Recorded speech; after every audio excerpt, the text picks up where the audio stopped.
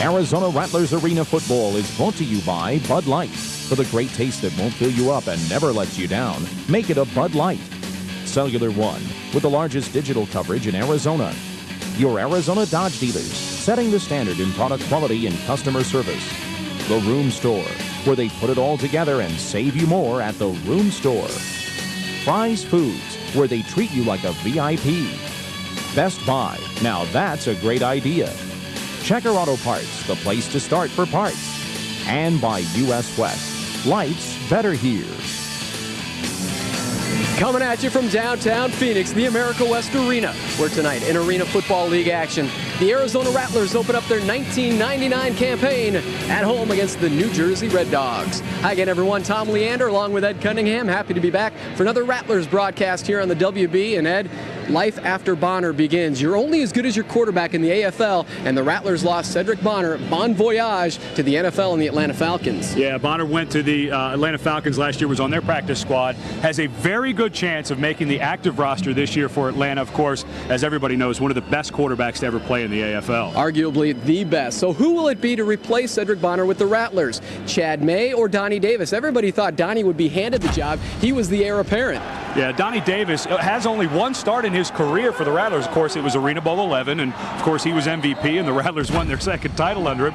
But the other guy that came into camp, Gene Nudo, the vice president of player personnel, always out there looking, found Chad May, a big, strong-arm quarterback, completed 74% of his passes during the preseason. So it'll be a tough battle all season. Both look great during the preseason, so a tough decision for head coach Danny White. How tough? We asked him who would get the nod. He didn't really have an answer. Well, feel becomes the operative word. I remember Coach Landry used to say whenever he didn't have an answer for a question, well, I'll just go by feel. What we'll do to start the season is to start Donnie and see how he does, and it may be that we just extend training camp and Donnie plays the first half and Chad plays the second half. Well, not only does Danny White not have Cedric Bonner anymore, but Calvin Schexnayder is out. No Bonner, no Shakes. Some fans might say tonight, no way, Shakes having foot surgery during the offseason. Well, and Calvin has a screw in his left foot that's been bothering him during training camp. The great season last year, broke almost every AFL record, was the AFL Offensive Player of the Year. But again, you got to go back to Gene Nudo, the vice president of player personnel here for the Rattlers, goes out and finds some great players. He came across another great one in Eddie Goins, a guy who blew out his knee 2 years in a row while he was with the Seattle Seahawks. If it weren't for those two injuries, Goins would be a wide receiver in the NFL right now. But he's here in the AFL. Gene Nudo found him, and he's a great addition to this team. 5 touchdowns in the preseason, 4 in that last game to San Jose. They say Eddie Goins is the real deal. So we mentioned that Bonner is out, Shakes is injured, but they still have Hunky Cooper back for his 7th season, and Hunky says he feels better than he has in 3 years. Hunky has really done a tremendous job. Last year, didn't quite have the production on offense that he usually has, but it's all the little things he does. He has the interceptions, returns kickoffs for touchdowns, has become really a big force on defense for the Rattlers as well. Hunky says that fire is still burning, and he likes what he saw of the Rattlers during training camp. This is by far the best camp that we had. We had the fewest amount of injuries, and we had everybody making practices and nobody sitting around trying to rehab and waiting on the season to get here. So everybody that's been here, they know what we expect. They had a good camp, and I think it only gets better from there. Hunky and the Rattlers tonight will take on the New Jersey Red Dogs. This is their 3rd season in the AFL. The 2 previous seasons led them to the playoffs, and it usually starts with Ricky Foggy, a quarterback, and ends in the end zone with Alvin Ashley. Yeah, Ricky Foggy, a 7-year Canadian Football League veteran, came in last year, beat out Aaron Garcia, the former Rattler, to start 9 games. He threw 56 touchdowns in those 9 games, and 30 of them went to Alvin Ashley, who ended the season as an all-arena wide receiver. By the way, folks, New Jersey still holds the Arena Football League record for scoring 91 points in 1 game. Arena football, you gotta love it. Let's crank it up. The Rattlers, season number 8, starting tonight against the Red Dogs. We'll kick it off right after this.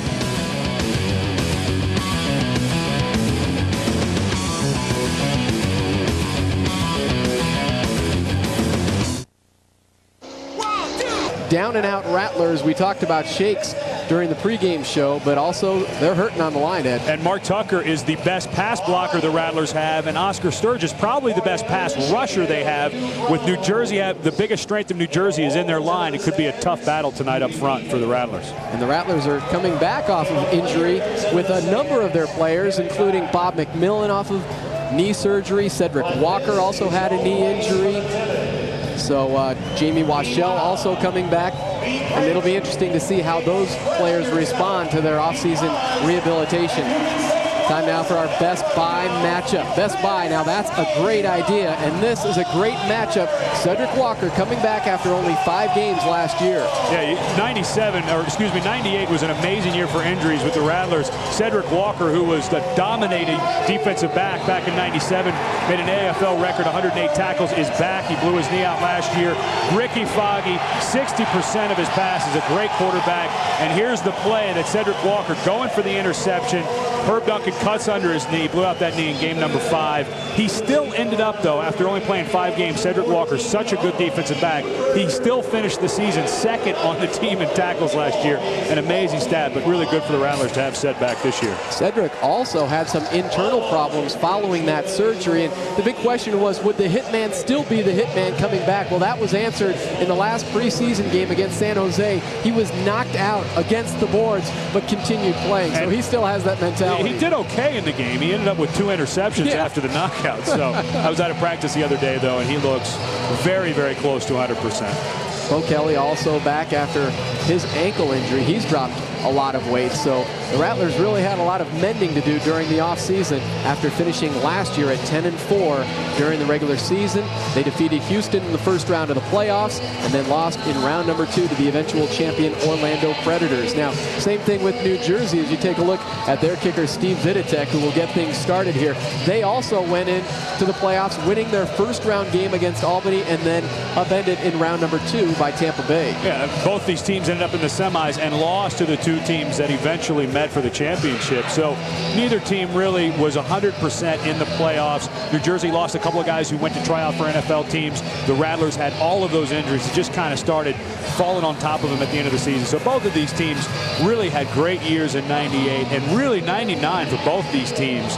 Especially the Arizona Rattlers and Danny White could be a huge year if they can get everybody healthy. And remember, the Rattlers have an off week next week, so Danny can start to get some of those guys healthy. An early off week, but it was good timing for Danny White and the gang to get those linemen back. Danny White, the only head coach and general manager the Rattlers have ever had, entering season number 8.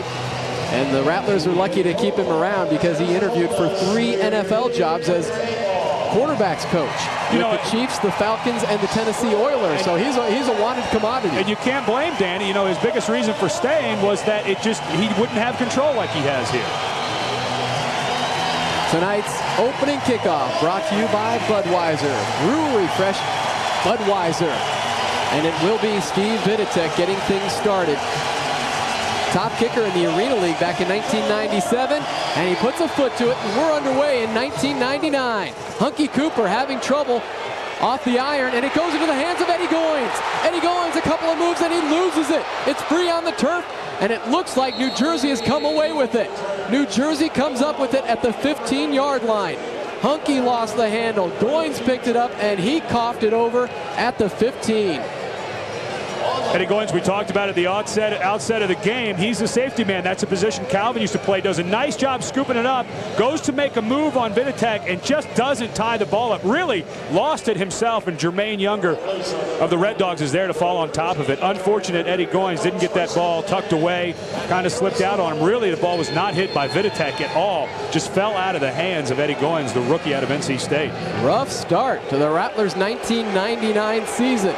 Ricky Foggy under center, starting quarterback for the Red Dogs. You see his numbers, impressive. 56 touchdowns, only 9 INTs. Into the end zone he goes, and they're calling it incomplete.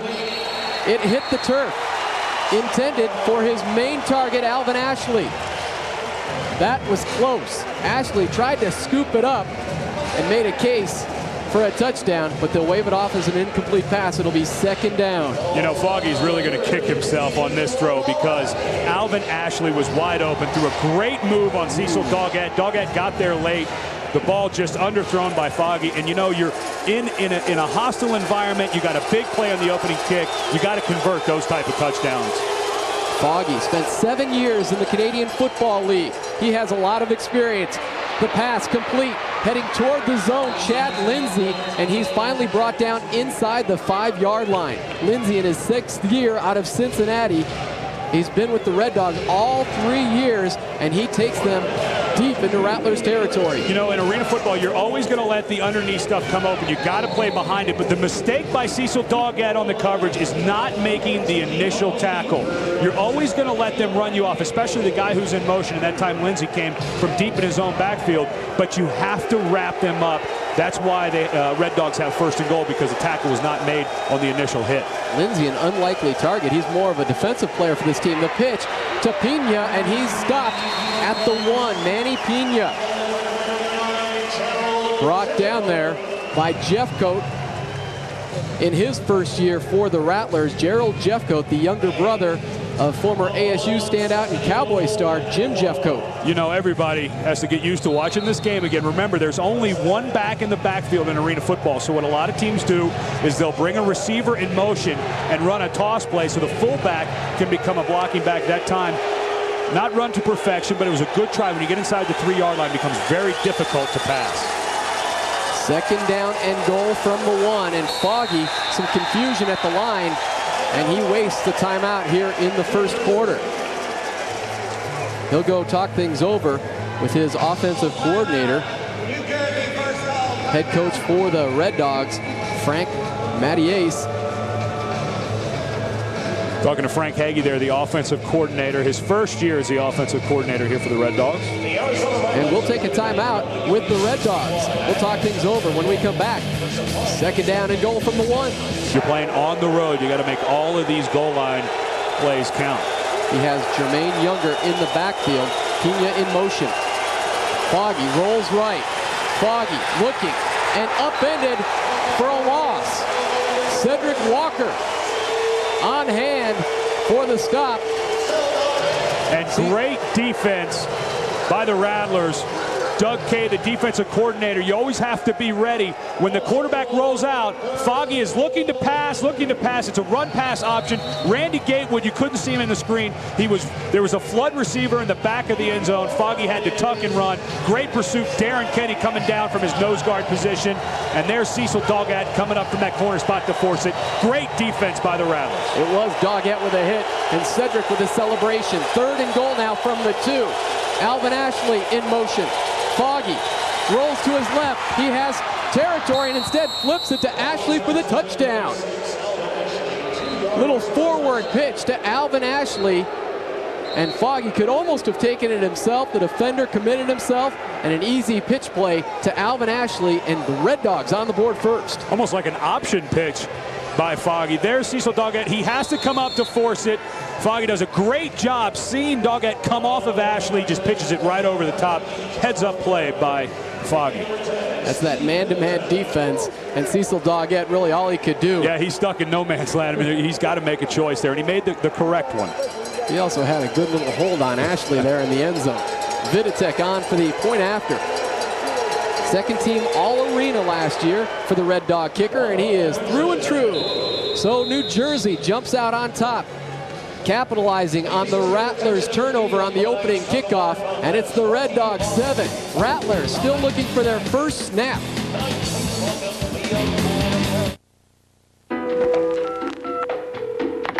Welcome to the Baja Gordita Hotline. If you want to talk about warm, pillowy flatbread, press 1. If you're into zesty pepper jack sauce, press 2. Here's a fantasy come true. New Baja Gorditas with zesty pepper jack sauce and freshly made salsa. Just 99 cents each. Better grab one now. During Adventure 99, you can lease a Dodge Durango for only $349 a month. Or if you buy a Dodge Caravan, get your choice of a $1,000 cash allowance or a vacation package worth up to $1,800 at the new Universal Studios Islands of Adventure theme park in Orlando, Florida. Or a vacation package at Universal Studios Hollywood. It's the adventure of a lifetime, and we have the rides to prove it. See the friendly Dodge dealer near you. Every Monday night at 7 p.m. you can join the Rattlers for dinner at Country Harvest on the southwest corner of Priest and Elliott in Tempe. Ricky Foggy, Alvin Ashley, putting a 7-0 lead on Hunky Cooper and the Rattlers. Hunky hopes to get one clean off the nets on his second kickoff. The first one catching the post, throwing him for a loop. Eddie Goins picked it up, coughed it up at the 15. So Donnie Davis still looking to take his first snap as the Rattlers quarterback here in 99. You've got to start thinking the butterflies are starting to kind of add up. But there's a first-year coach this year for New Jersey. Frank Mattias took over for John Hufnagel, who took a job as the quarterbacks coach for the Cleveland Browns. Will tutor, of course, #1 pick Tim Couch. But Mattias last year really was just a consultant to the team. The year before that, he was a line coach. Spent last year as a consultant to the team and as a head coach of a high school on Staten Island. Brought back when Hufnagel took the job with the Browns, and former defensive lineman, spent 5 years in the NFL with the Packers and Lions, and then a couple years in the USFL with the New Jersey Generals. Kind of interesting, too. You mentioned he was a line coach a couple years ago. Really a strength and conditioning coach as well, so he's ascended the ladder pretty quickly. Yeah. Well, I think New Jersey was kind of caught off guard when Hufnagel took that job with Cleveland, and there was a guy who knew the system, so they felt comfortable with him. Hufnagel leading them to the playoffs their first 2 years of existence. Hunky gets this one clean. Hunky cuts right and falls at the 9-yard line, taken down there by Jermaine Younger, the man who picked up the fumble. Special teams MVP of the first quarter, I would say. He's got the heads up on the Ironman Award tonight. And here comes the Rattlers offense, led by Donnie Davis. And boy, Ed, it looks a little different now to see him trotting onto the field. Of course, Arena Bowl MVP in Arena Bowl 11, but we're so used to seeing Cedric Bonner out there. And you know, last year I had conversations with Gene Nudo. We talked about it in the open. Gene is the vice president of player personnel for the Rattlers. Had conversations about trading Donnie Davis. Said, no, Ed, I got to keep him around because we don't know how long Bonner's going to be with us. First play is a pitch play, and there are flags peppered all over the field. The pitch to Kelly. Every referee got rid of his yellow hanky. Okay. What we say? 1, 2, 3, 4. Did it take 6 guys to figure that one out? Adding a little salt to the wound. Well, there's 5 officials. Only 4 flags came out. So not every one of them got to toss. Someone was left out of the party. Donnie Davis, though, I know Danny White has a lot of confidence in Donnie.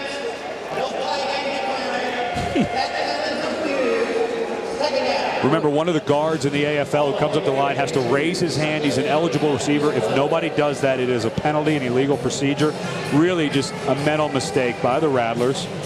The Red Dogs decide to refuse the penalty and give the Rattlers 2nd and 7. Speaking again about Donnie Davis and what he brings to this team, great athleticism. They're going to roll him out quite frequently, much more so than they did with Cedric Bonner, as he's dropped back in the pocket, and Randy Gatewood catching the first pass of 1999 for first down yardage at midfield. So Donnie Davis right on the money to double trouble Randy Gatewood. And he's happy to be back and healthy after that shoulder separation last season. Yeah, Randy was all AFL back in '97. Last year just didn't get to play as much because of a separated shoulder. Another one of those long lists of injured Rattlers they had in 1998. But Gatewood just run a little slant pattern underneath. That's the one thing Donnie Davis has, a very lively arm. That ball gets there in a hurry. Nice tight spiral. The receivers love to catch his ball. 1st and 10 now for Davis and the Rattler offense. It's Eddie Goins in motion. No flag. Defender got back, and it's Beau Kelly taking the little screen play. He has tons of room. Cut left. There goes Beau. Zone bound. Touchdown Rattlers.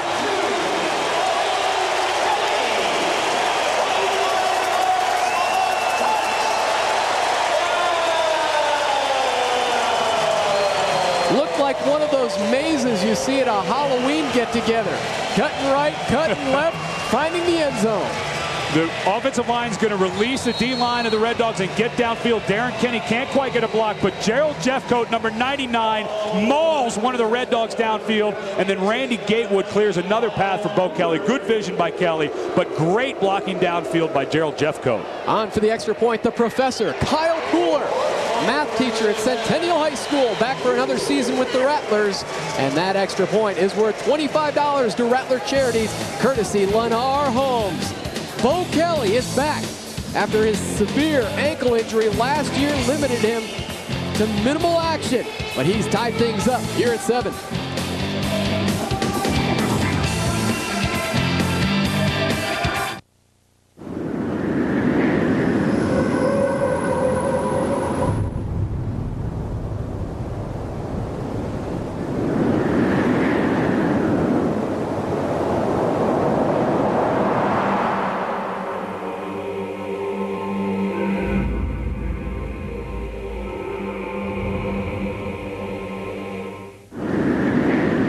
Cellular One was one of the first to bring you a cell phone. We'll be the first to bring it to everyone.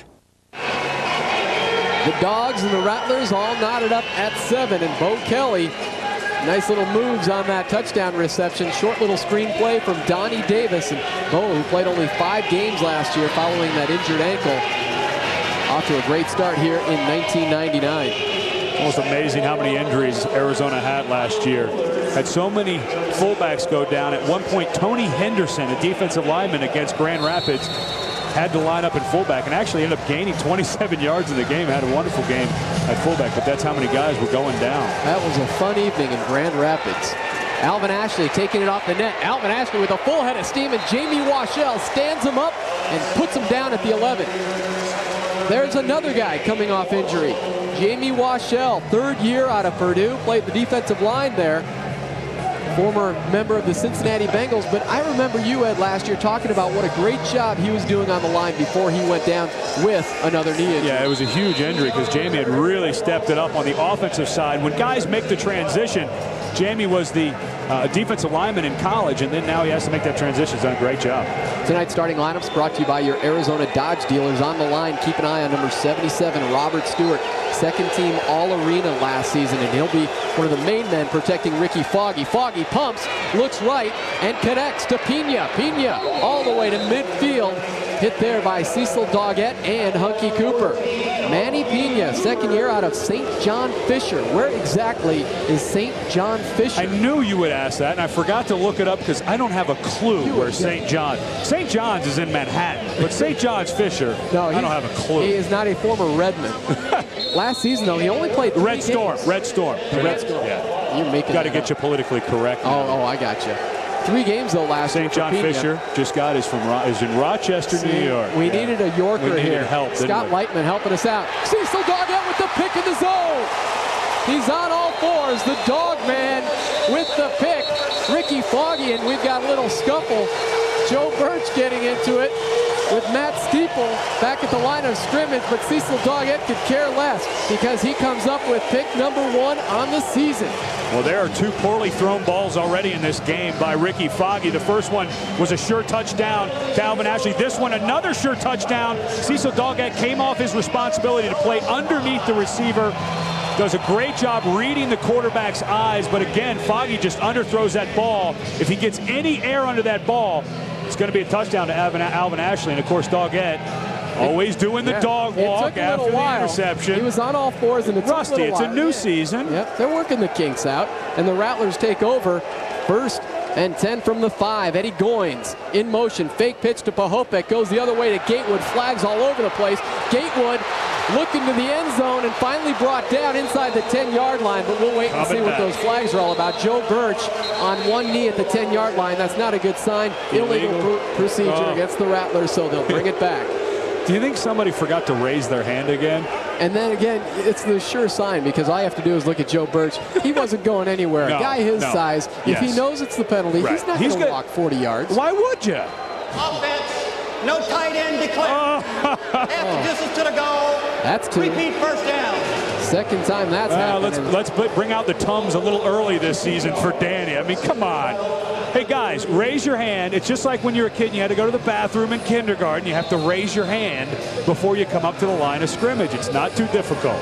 Take a look at the Rattlers starters on offense, brought to you again by the Arizona Dodge dealers. And keep an eye on Eddie Goins. He had a tough time. First time he got his hands on the football off the kickoff, but had that big preseason with 5 touchdowns. He's in motion right now and should be the number 1 target for Donnie Davis most of the evening. He goes to Goins, short gain, and he's whipped down by number 2, Pierre Hickson, 6th season. And Hickson threw Eddie toward the Goodrich sign on the boards. 1st and long for the Rattlers, 1st and 13. You just need to get a little something back. Goins in motion. Can still kind of see a little residual effect from those 2 knee surgeries. Doesn't quite have a full long stride, but still very quick, comes out of his break very well. But that time you're just going to try to run off the defensive back, come underneath of that, just get some of that penalty back. Eddie Goins leaving NC State as their all-time leading receiver. And you saw his potential, his talent, when you were in Seattle with the Seahawks. Davis back to pass, finds Hunky, and he goes head first into the first down marker, but it's enough for the first down. He put his forehead imprint into that first down marker, but Donnie Davis looks sharp here in the first quarter. You know, no wasted foot movement with Donnie Davis. He goes back in the pocket, he gets his feet set, they don't chatter, he steps into his throws. You see the zip he's getting on the ball. He throws a really sharp pass. Donnie looks very sharp early on. Now, again, it's early on, but remember, they are looking at both of these quarterbacks, Donnie and Chad May, and right now Donnie Davis looks sensational. Yeah, you should say 4 of 4 here in the early going. No time, the lineman let him come in, and here comes Pahopek along the right sideline, dives inside the 15. Jason Pahopek, a linebacker at Boston College, going both ways here in arena football, and he took it out of the backfield. Nice screenplay, watch the line, let the defenders come in. Yeah, you always think, God, they missed somebody, but that's kind of the way it's supposed to be set up. Again, though, things are being set up downfield. Pahopek downfield. Watch number 17, Randy Gatewood, battling all the way and just giving that extra space to Pahopek.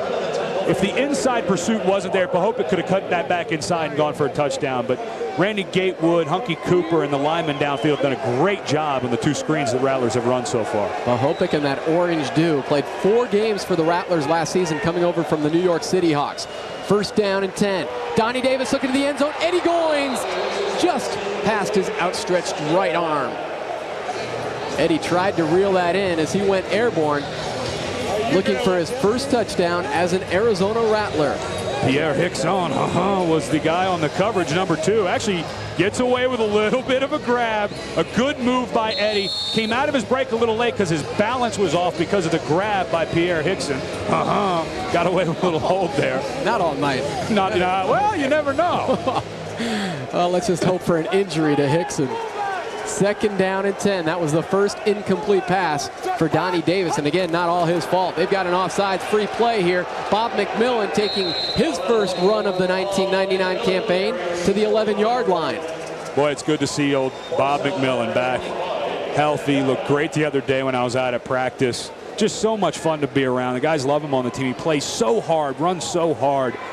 A linebacker in college. And, fullbacks like that, you really can't run your offense without a guy like Bob McMillan and Beau Kelly back there for you. And that's what Danny White said, really the heart and soul of that team. Bob McMillan, Cedric Walker, Beau Kelly, those were the guys that went down with the injury. So the fact that they came within 15 seconds of the Arena Bowl last season was quite an accomplishment.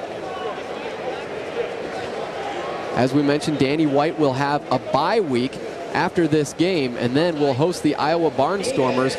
Still yet to decide on that date. It'll be either May 7th or 8th here at the America West Arena, and then we're on the road to San Jose and Albany. All 3 games you can catch on the WB.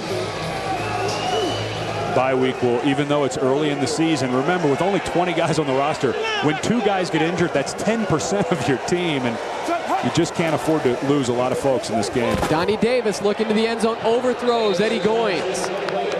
It will be 3rd down.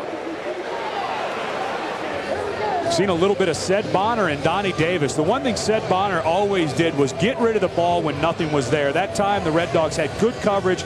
Ralph Jarvis, the former Rattler who was with us last year, came free and was in Donnie's face. And so he just gets rid of it, throws it away. Little shot to the head by Ralph Jarvis. The former Rattler. Ralph was a little less than expected when he came here in a big trade. The Rattlers awfully excited to get number 99 on board, but he had no sacks since he joined the team, and he was on his way after the season. But New Jersey happy to have him, and they were impressed by Jarvis during the preseason. Goins in motion, 3rd down for Davis. Davis, touch pass, Hunky Cooper, it's enough for the first down. So Davis has shown us a little zip and the softball. It's the composure, Ed, that I'm so impressed with. Donnie Davis going into Arena Bowl 11. Everybody kind of shuddered thinking he'd take over the team. He's showing the same composure he did in that incredible, exciting victory for the Rattlers. Again, if you want a clinic on how to set your feet as a quarterback, watch Donnie Davis. There's just no wasted movement. It's like his feet are in cement when he throws the ball, firmly planted. Even though that ball was thrown a little weak, it still got there because he's got such a good base. 1st and goal from the 5. Davis. Touchdown! Hunky Cooper! Who else for the Rattlers to get a touchdown on opening night but the Hunkster?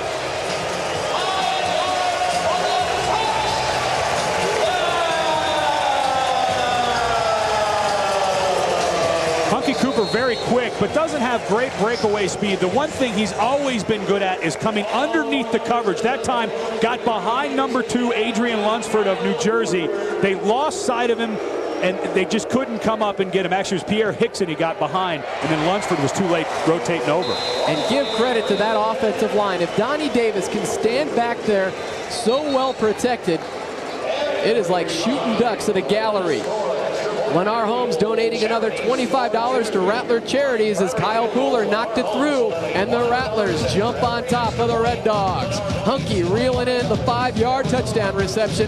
First quarter, 1:40 to go. Rattlers up by a score. Full moon, the ice is raised. Everybody come and howl tonight. The fever's high, now we're on the run. The puck is flying and everyone's going howling. Everyone's going howling. The Coyotes face off with the St. Louis Blues in Game 4 of their playoff series, Tuesday at 4:30 on WB 61. Going howling. Everyone's going howling. 61 going howling. If you can get a shot at minute 40 to go here in the first quarter, I'm going to say want to check for Chad May there on the Rattler bench, because Donnie Davis is having such a tremendous first quarter. Chad may not get in this game. Rattlers invite you to Fiddlesticks Family Fun Park in Tempe this Sunday from 1 to 5. It's the Rattlers Rally. No charge to join your favorite Rattlers and Sidewinders for games and clinics at the Fiddlesticks on Elliott and I-10. Here comes Alvin Ashley. And it's Jeffcoat getting a mid on Ashley and taking him down at the 12. Gerald Jeffcoat, 4th year in the Arena League out of Temple. And that was another excellent acquisition by Gene Nudo, younger brother of Jim Jeffcoat. And that's a familiar name for fans here in the Valley after going to ASU and then the Dallas Cowboys. You got to remember, a guy like Gerald Jeffcoat, 290 pounds, he is responsible for containing a guy like Alvin Ashley. Ashley almost got outside of him, but Jeffcoat able to hold on to that jersey. That's really tough duty to ask a big man like that to try to track an Alvin Ashley who's 5'11", 150 pounds. 140. I saw that amended. I gave him 10. I gave him 10. Come on. You can't be a $140 and play professional football, can you? Is that amazing? So there's a 150-pound difference between he and Jeffcoat. Jeffcoat, though, does come into the Rattlers with some good AFL experience, having played 3 seasons with the Tampa Bay Storm, and he also played a couple years in the World League. But before that, it was Mesa Community College. So Jeffcoat very happy to be playing the game that he loves back here at home. And this line doing a fantastic job early on for Arizona. You mentioned it after the touchdown, Donnie Davis to Hunky Cooper.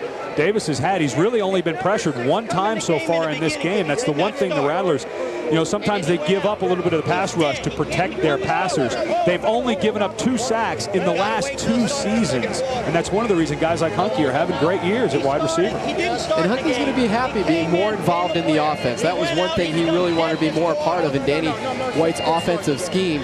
But Donnie Davis has been looking for the shorter routes, whereas Cedric Bonner was always going long ball, it seemed, to his man Calvin Schexnayder. I think you're going to see Donnie Davis mix it up a little bit more with the short passes and then make the secondary honest with the deep throws. Well, he learned some patience by sitting on the bench the last 2 years. I mean, Donnie, it's very obvious, even early on, and if you got to see Arena Bowl 11 back in '97, very obvious Donnie Davis is a starting quarterback in the Arena Football League. So he had to be patient. He kind of knew his time was coming, and it came in a good way. Cedric Bonner moves on to the NFL. He gets his chance, and right now he's shining. And it's good to see. Good guy, works hard, a good part of this team. It's good to see him come out and be effective early on. As a pocket quarterback, Danny White was really excited to see him roll out, and whereas Cedric Bonner would throw the ball away into the stands, he felt that Donnie Davis would run with it. We haven't seen that yet. Hasn't needed to. The pocket's not collapsing on him.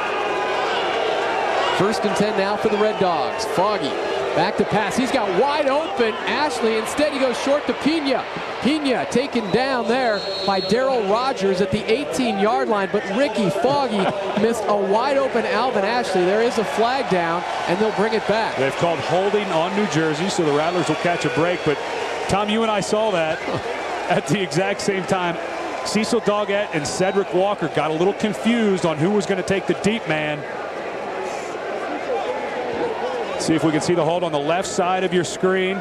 Tony Henderson, a very good pass rusher. The guard, that's Gerald Jeffcoat actually getting tackled by Jermaine Younger. So they'll bring it back half the distance to the goal line, just ahead of the 5-yard line, but that was pretty blatant. Pretty easy call for the officials on that one. You know, the one thing you have to remember, as a former offensive lineman, when you're getting run over, which is going to happen, you just got to let go, because he's probably going to fall over the top of you. If you pull him down, they're going to flag you. Foggy goes short, finds Ashley, couple of moves, and gets back to the original line of scrimmage. Nice job there by Darryl Rogers, number 25. Kept his feet. Again, we talked about Alvin Ashley's size. Not a big guy, but very elusive. Rogers did a nice job of keeping that football position. Had an amazing year Alvin did back in '98. Was first-team All-AFL wide receiver. And don't forget the fact he also had 4 interceptions on defense. Yeah, so he's not the offensive specialist for New Jersey. A guy that small, you figure he is, but he plays defensive back as well. He's split out. Wide left. And it's Foggy back to pass. Goes for Ashley, and it's incomplete. So he had Foggy had Ashley split out wide and also into the lineup for the first time as number 9 for the Red Dogs, and that's a former Rattler, Marvin Bagley. We are at the end of quarter number 1. We'll talk more about Marvin Bagley, who could become a prime target for the Red Dogs as we head to quarter number 2. Rattlers on top of the Dogs, 14-7 here in the home opener, the season opener for the Rattlers.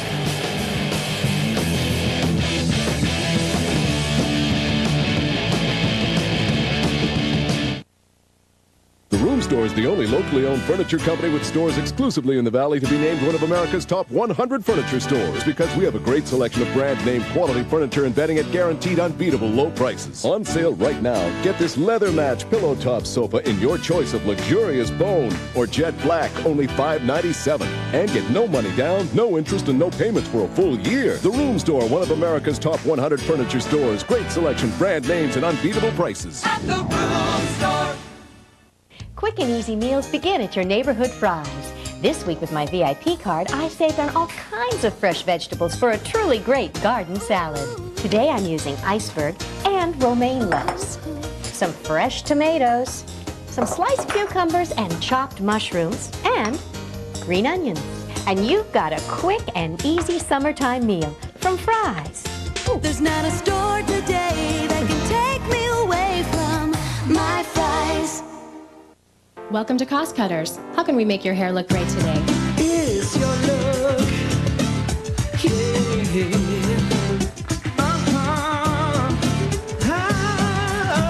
At Cost Cutters, the look you want is the look you'll get. It's your look. So visit Cost Cutters today and tell us, how can we make your hair look great? Cost Cutters, your look, your way. I quit smoking here, and it was supposed to last for the rest of my life. Turned out I needed a cigarette, blip, and blip, blip, blip, blip. Yeah, I blew it. But I quit again.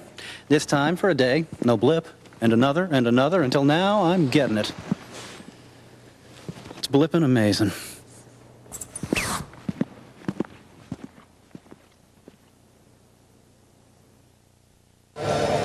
Rattlers leading by a touchdown as we head to quarter number 2 here at the America West Arena. Arizona's Budweiser distributors remind you to drink responsibly, know when to say when. And right now, Frank Mattias has said it is time to bring in Marvin Bagley, the former Rattler, 3rd on the Rattlers last season in receptions as a rookie. New Jersey picked him up during the offseason, and he had a big preseason. Foggy, deep, looking for Ashley, wide open inside the 5. Trying to track him down there was Cecil Doggett. Doggett, one of the best cover guys for the Rattlers. He's pulling one-on-one duty on one of the best receivers, Alvin Ashley. He was playing to his left. Ashley breaks it off on the post route to the right. Again, the ball slightly underthrown by Foggy. Otherwise, that would have been 6 for the Red Dogs. Instead, they get it on the 3. But Alvin, very tough to cover with that much space. The other receivers on the Red Dogs are running underneath stuff, so Doggett has the entire field to cover. Probably nobody in the Arena League is going to be able to cover him one-on-one with that much space. And when you're talking Doggett, you're talking quite possibly the top cover boy on the Rattlers. He led the team in pass deflections last season, but Ashley's having a big night here in the first half. Foggy, fake pitch, rolls left, again going to the end zone, again pitching it, touchdown to Ashley. A replay of their first touchdown of the night, except it's the opposite end zone here in the second quarter.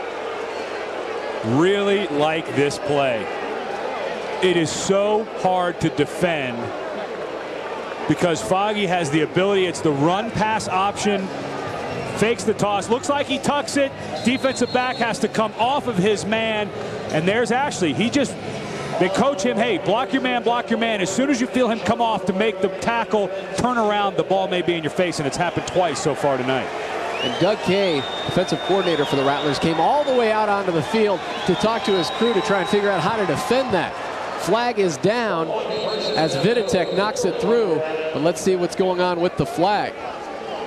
If it's against the Rattlers, we're knotted at 14. Illegal outside rush, number 29, Arizona. That penalty's declined. Point after is good. One problem with that. There is no number 29 on the Rattlers, so it's hard to. I would guess that it's 26, Mohammed Oliver. Yeah. You know.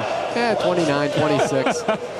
You're not allowed to rush to the outside of the guard in arena football. So Foggy and Ashley with an instant replay of their first touchdown of the night. We're tied up at 14, 13-21 to go here until the half.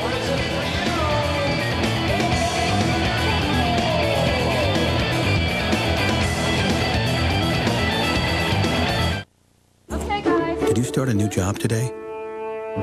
What if you did? How can Bank of America help you make the most of it? This is the gray one, right? Okay, fine. Bank of America. Put your life in motion. Did you find the perfect home today? What if you did? How can Bank of America help make it yours? Bank of America. Put your life in motion.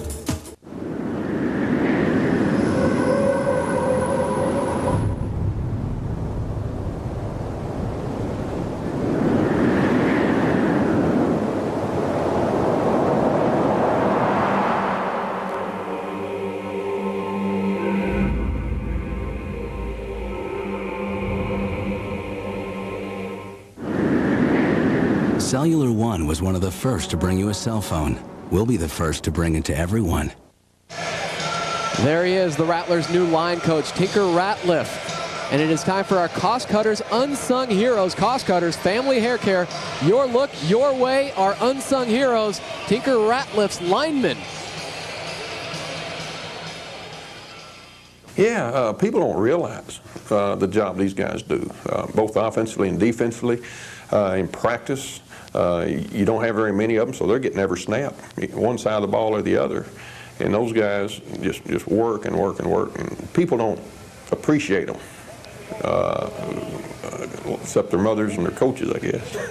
Things that they do as linemen is not natural to the human body. Everything that they're taught and they do in a football game has to be taught. It's nothing that they're born with. When they were little kids, they got a football and they start throwing it and catching it. But when they're little kids, nobody goes down to the schoolyard and starts driving a sled. You'd have to be sick. You'd have to be sick in the head to go down to the schoolyard and drive the sled. Tinker Ratliff in his first year with the Rattlers, taking over for Kevin Thomas. I was going to say nobody enjoyed that interview more than you, because you can really identify that, being the former. You know, though, NFL. even my mother didn't appreciate what I did. Every snap, she'd duck her eyes, she'd close her eyes, put her hands up, and ask, "Am I up off the ground?" Once it was over. I love Tinker. That guy's a great interview. And a great shirt in the interview. And catches iron, and Eddie Goins in trouble inside the 5 and is taken down. So second time that a Viditek kickoff has caught the post. Eddie Goins fell on it. They'll mark it now at the 5. Yeah, Viditek is in his 4th year in the Arena Football League, was a kicker of the year back in '97. If you could get it off that iron, it always has a weird bounce, but What you do is you leave a safety man. Used to be, of course, Calvin Scheck-Snyder, who's out today with his hurt foot. So Eddie Goins had the first one, then he fumbled on the first kick, but that time was able to scoop it up and secure it for the Rattlers. Donnie Davis starting out the evening 7 of 9. Couple of touchdowns, one going to Beau Kelly, the other to Hunky Cooper. And here's Beau Kelly. Not much room there, picks up 2 yards. Don't see a whole lot of rushing in arena football, and that's one of the reasons why. There's not a whole lot of room to maneuver. You know, it's amazing, though. Danny White, of course, former quarterback with Dallas and Arizona State. You would figure here's a guy who's just going to curl at every chance he gets, but really tries to change it up as much as possible, realizing, hey, I may only get a yard or 2, but you have to at least make the defense respect your running game, and especially when Arizona gets down inside the 5, they'll really start running some tough sweeps.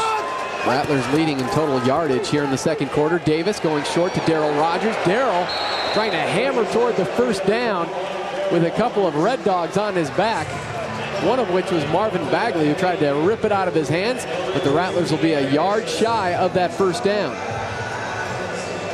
And now here is where Danny White may take a chance. He throws something underneath to Darryl Rogers, maybe get the first down, but you know you're assured at least 7 or 8 yards because the defensive backs, the Red Dogs, are going to be playing off a bit. And now 3rd and short, here's a chance where you may take a shot down the field. Or you may see Donnie Davis roll and run. Eddie Goins in motion. Donnie, straight drop over the middle to Goins. Eddie Goins, first down yardage and plenty more, taken down at the 20-yard line. Eddie Goins was a teammate of mine back in '96 with Seattle, and if he had not blown his knee out in training camp, probably would have been our 3rd receiver that year. Has a great burst off the line. Adrian Lunsford just has to stop and try to get back to the ball because Goins was running him off like he was going to run the post. But here's a guy, Goins, you know, you lose Calvin Scheck-Snyder tonight, and everyone's saying, oh, you know, how are you going to fill in? But Eddie Goins, really an NFL caliber receiver, if not for a couple of freak incidences with his knees. 9 of 11 now for Donnie Davis, and it's Goins in motion again. 1st and 10 for Davis. Looking left, lobbing in the vicinity of Mohammed Oliver. And in talking to Mohammed before the game, this is his first stint and taste of the offensive side of the ball. Last year, played all defense as a cover man, and now going 2 ways and got a little caught up there at the line of scrimmage, wasn't able to release and get after that pass. Mohammed Oliver is really made for the arena football game. He was a defensive back at the University of Oregon, but he was also a track athlete. At one time, he was ranked 21st in the world in the decathlon. Here's a guy who can make the conversion to offense, and Gene Nudo said during training camp, he looked like one of their best offensive players. A former North High star right here in the Valley. Beau Kelly. Donnie Davis just got it off. Pressured there and taken down deep in the backfield, but he did get it off to Beau Kelly, who picks up 6. Well, Beau Kelly has a blocking assignment, and it is Robert Stewart. That is why Donnie Davis gets hit. Sometimes you release the fullback so that he doesn't block his assignment, and the quarterback has to know, hey, I'm going to have a free guy rush in my face. That time it was Robert Stewart. A good read by Donnie to get the ball off to Beau Kelly. Robert Stewart played for Gene Stallings at Alabama, former team captain at Bama. Donnie Davis on 3rd down, whips it left and incomplete. Coverage there by Kevin Guy. So it'll be 4th down and decision time for Danny White. Tied up at 14. Does he go for the first or bring on Pooler? He'll bring on Kyle Pooler. Right guard 96 Tony Henderson went for the cut block on Robert Stewart that time. Stewart did a great job of using his hands, getting around Tony Henderson and getting that pressure on Donnie, making him get rid of it. It'll be a 29-yard attempt by Kyle Pooler.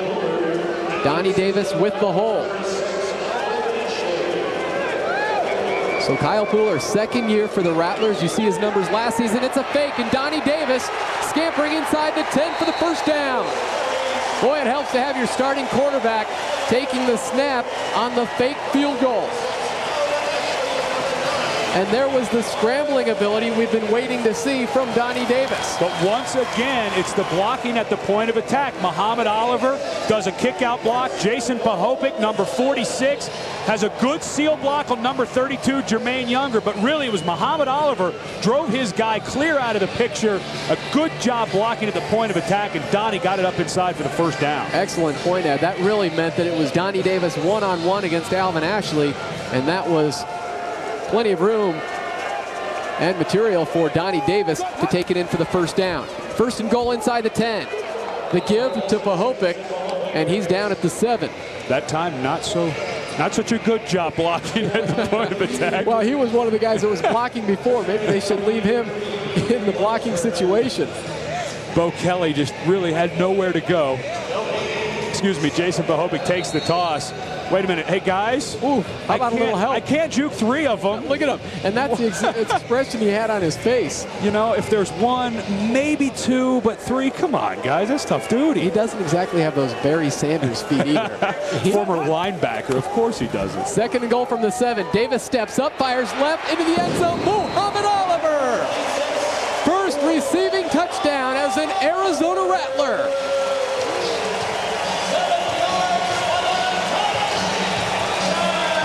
And the Rattlers retake the lead here in the second quarter. Davis to Oliver. Pressure again by Robert Stewart. Donnie, again, his feet are just amazing. Steps around the pressure by Stewart, sets his feet again, and finds Mohammed Oliver, like you said, his first receiving touchdown. But last year in his first game as a defensive back, returned an INT for a touchdown. Kyle Pooler, another $25, courtesy Lennar Homes, going to Rattlers Charities, as Pooler is now 3 of 3 on point afters. Mohammed Oliver, he's had stops in the NFL with the Broncos, the Chiefs, the Packers, the Dolphins, the Redskins. He's now a Rattler and was zone bound. To know when to say when, I think. That's okay. That kind of smoking's all right. But if you want to quit real smoking and need help, call the Arizona Smokers Helpline, 1-800-556-6222. The call is free. The program is free. Be an ash kicker. Quit smoking. And I'll tell you what, Donnie Davis is kicking a little ash. 11 of 15. I knew you were going to steal yards, that from me. 3 touchdowns. Hey, Tommy, you got that number again. You got that quit smoking number. Donnie has come out. You know, you got to figure first game, he's going to have some butterflies. He looked very good in the pocket. Has thrown the ball away when he's had to throw it away. That's a key. Back to receive the kick is Alvin Ashley. A high kick, and Ashley picks it up off the bounce, still in his own end zone, to the 2, possibly the 3, and smothered by Jason Pahopic. And Kyle Pooler was down there giving the fist pump because he knew he had a great kick. Comes off that net kind of funny. Kind of look like that Wayne Gretzky. I see. That's great. Go with the Gretzky. You got to get the great one in on the broadcast. Give him a little love on his way out. Mohammed Oliver first down there, causing some havoc right at the goal line. Pahopic there to clean it up. Rattlers all over the Red Dogs in terms of first downs. But New Jersey right on their heels. Just a touchdown behind here with 6 minutes, 15 seconds to go in the second quarter. Ashley, pretty move on 2 Rattlers, juking them, dives forward just beyond the 10-yard line. But those were some pretty moves. Boy, you better tighten up your shoelaces when you're going out trying to tackle Alvin Ashley. The moves only gained him another couple of yards, but man, Randy Gatewood and Hunky Cooper. Okay, I got him.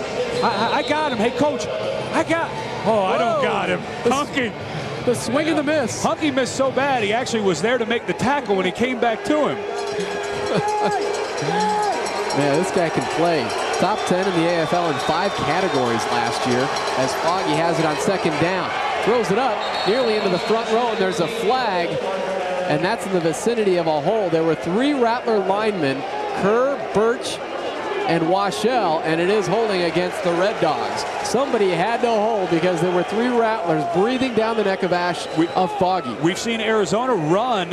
There's the referee showing what happened. The center, John Robinson, is blocking on Joe Birch. Watch him turn and throw Birch as he goes to release on the screen. The Rattlers have run that a couple of times, but you can't. There's the call on John Robinson. Birch does a really good job of getting inside hand position on Robinson.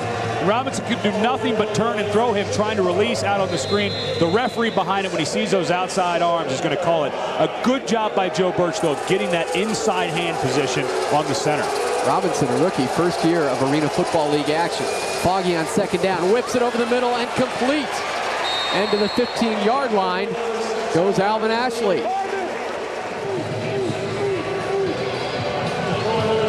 You know, you want to tell Foggy, hey, there's two other receivers on the field, but as open as Alvin Ashley has been, especially underneath, why go anywhere else? He's going to make people miss. He may take one to the house on one of those underneath throws just by making a couple of guys miss.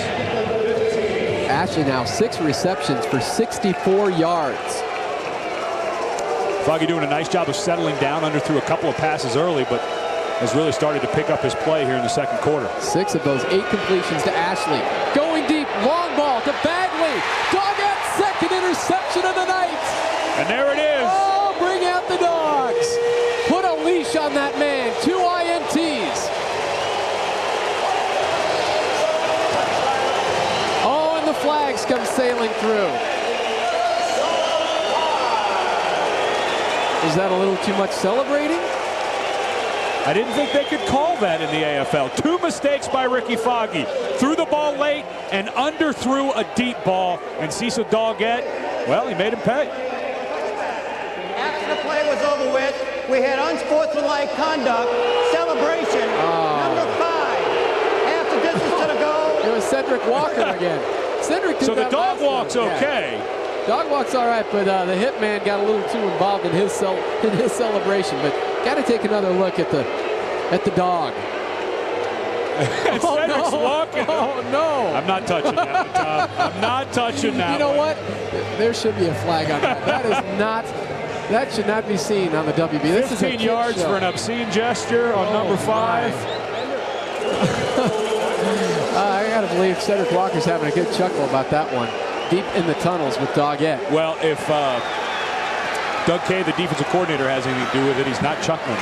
Hunky Cooper, another reception tonight. He has gone over 400 receptions on his career, and that one to the 8-yard line.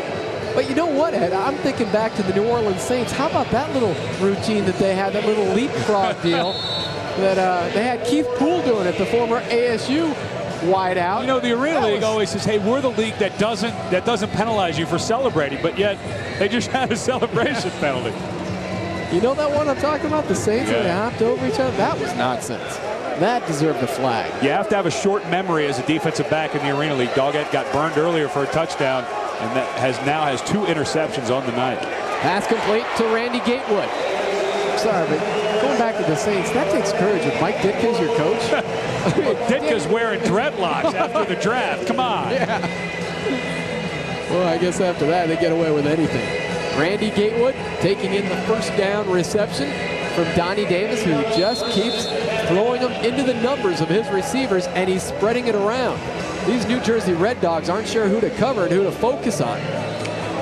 We thought Eddie Goins might be the #1 target, but isn't Arizona missing some guy named Calvin or Calvin Nader? I can't even pronounce his last name. Yeah, he set a few records last season, I believe. Donnie Davis, that's a little too strong, looking for Gatewood. That's okay. Really, the first poor pass that Donnie Davis has thrown, and there's 2 minutes and change left in the second quarter, so we'll let that one go. But it is amazing. Again, Danny White taking over this team in year number 8 without his starting quarterback, Cedric Bonner. If you missed it, again, he is on to the NFL with the Atlanta Falcons, and Calvin Schexnayder had foot surgery during the offseason. They're hoping to have him back for game number 2 in 2 weeks right here at the America West Arena against Iowa. But, you know, Danny White has always been able to adjust to new quarterbacks. And really, Donnie is not a new quarterback. This is his 3rd year in the system. He knows the system cold, so not that big of adjustment to Donnie. Drop off pass to McMillan. McMillan barreling through. McMillan to the 15. And out of bounds at the 14. Just call him Sweet Feet. Oh. He's had some beauty runs. Last year, he had that one cutback, which he looked like the Heisman pose, and that was before the knee surgery, but those knees look awfully strong and healthy. Wearing braces on both knees because he's blown both of them out, one in 96, the other one last year in 98. But Danny White's found a soft spot in this New Jersey defense. They're underneath coverage with the release of the defensive line and these offensive linemen getting out running. Has been very effective on the screens tonight. And again, Donnie Davis spreading it around, this time to Gatewood inside the 5. They're saying that the ground caused the fumble. First down, Rattlers. Just a quick slant pattern by Randy Gatewood. He's covered by Pierre Hickson. Sorry, I had to get another one. I'll stop. But just a great pass right at eye level for Gatewood, right on time. Didn't have to break stride. Really pretty good coverage by Hickson, but just a perfectly thrown slant by Donnie Davis. 1 minute to go until the half. Randy Gatewood with the reception. And Ed, how about this? As we head to the break, I want to tell you, Donnie Davis has used 7 different receivers here in the first half. Keep them happy, Tom. Rattlers knocking on the door.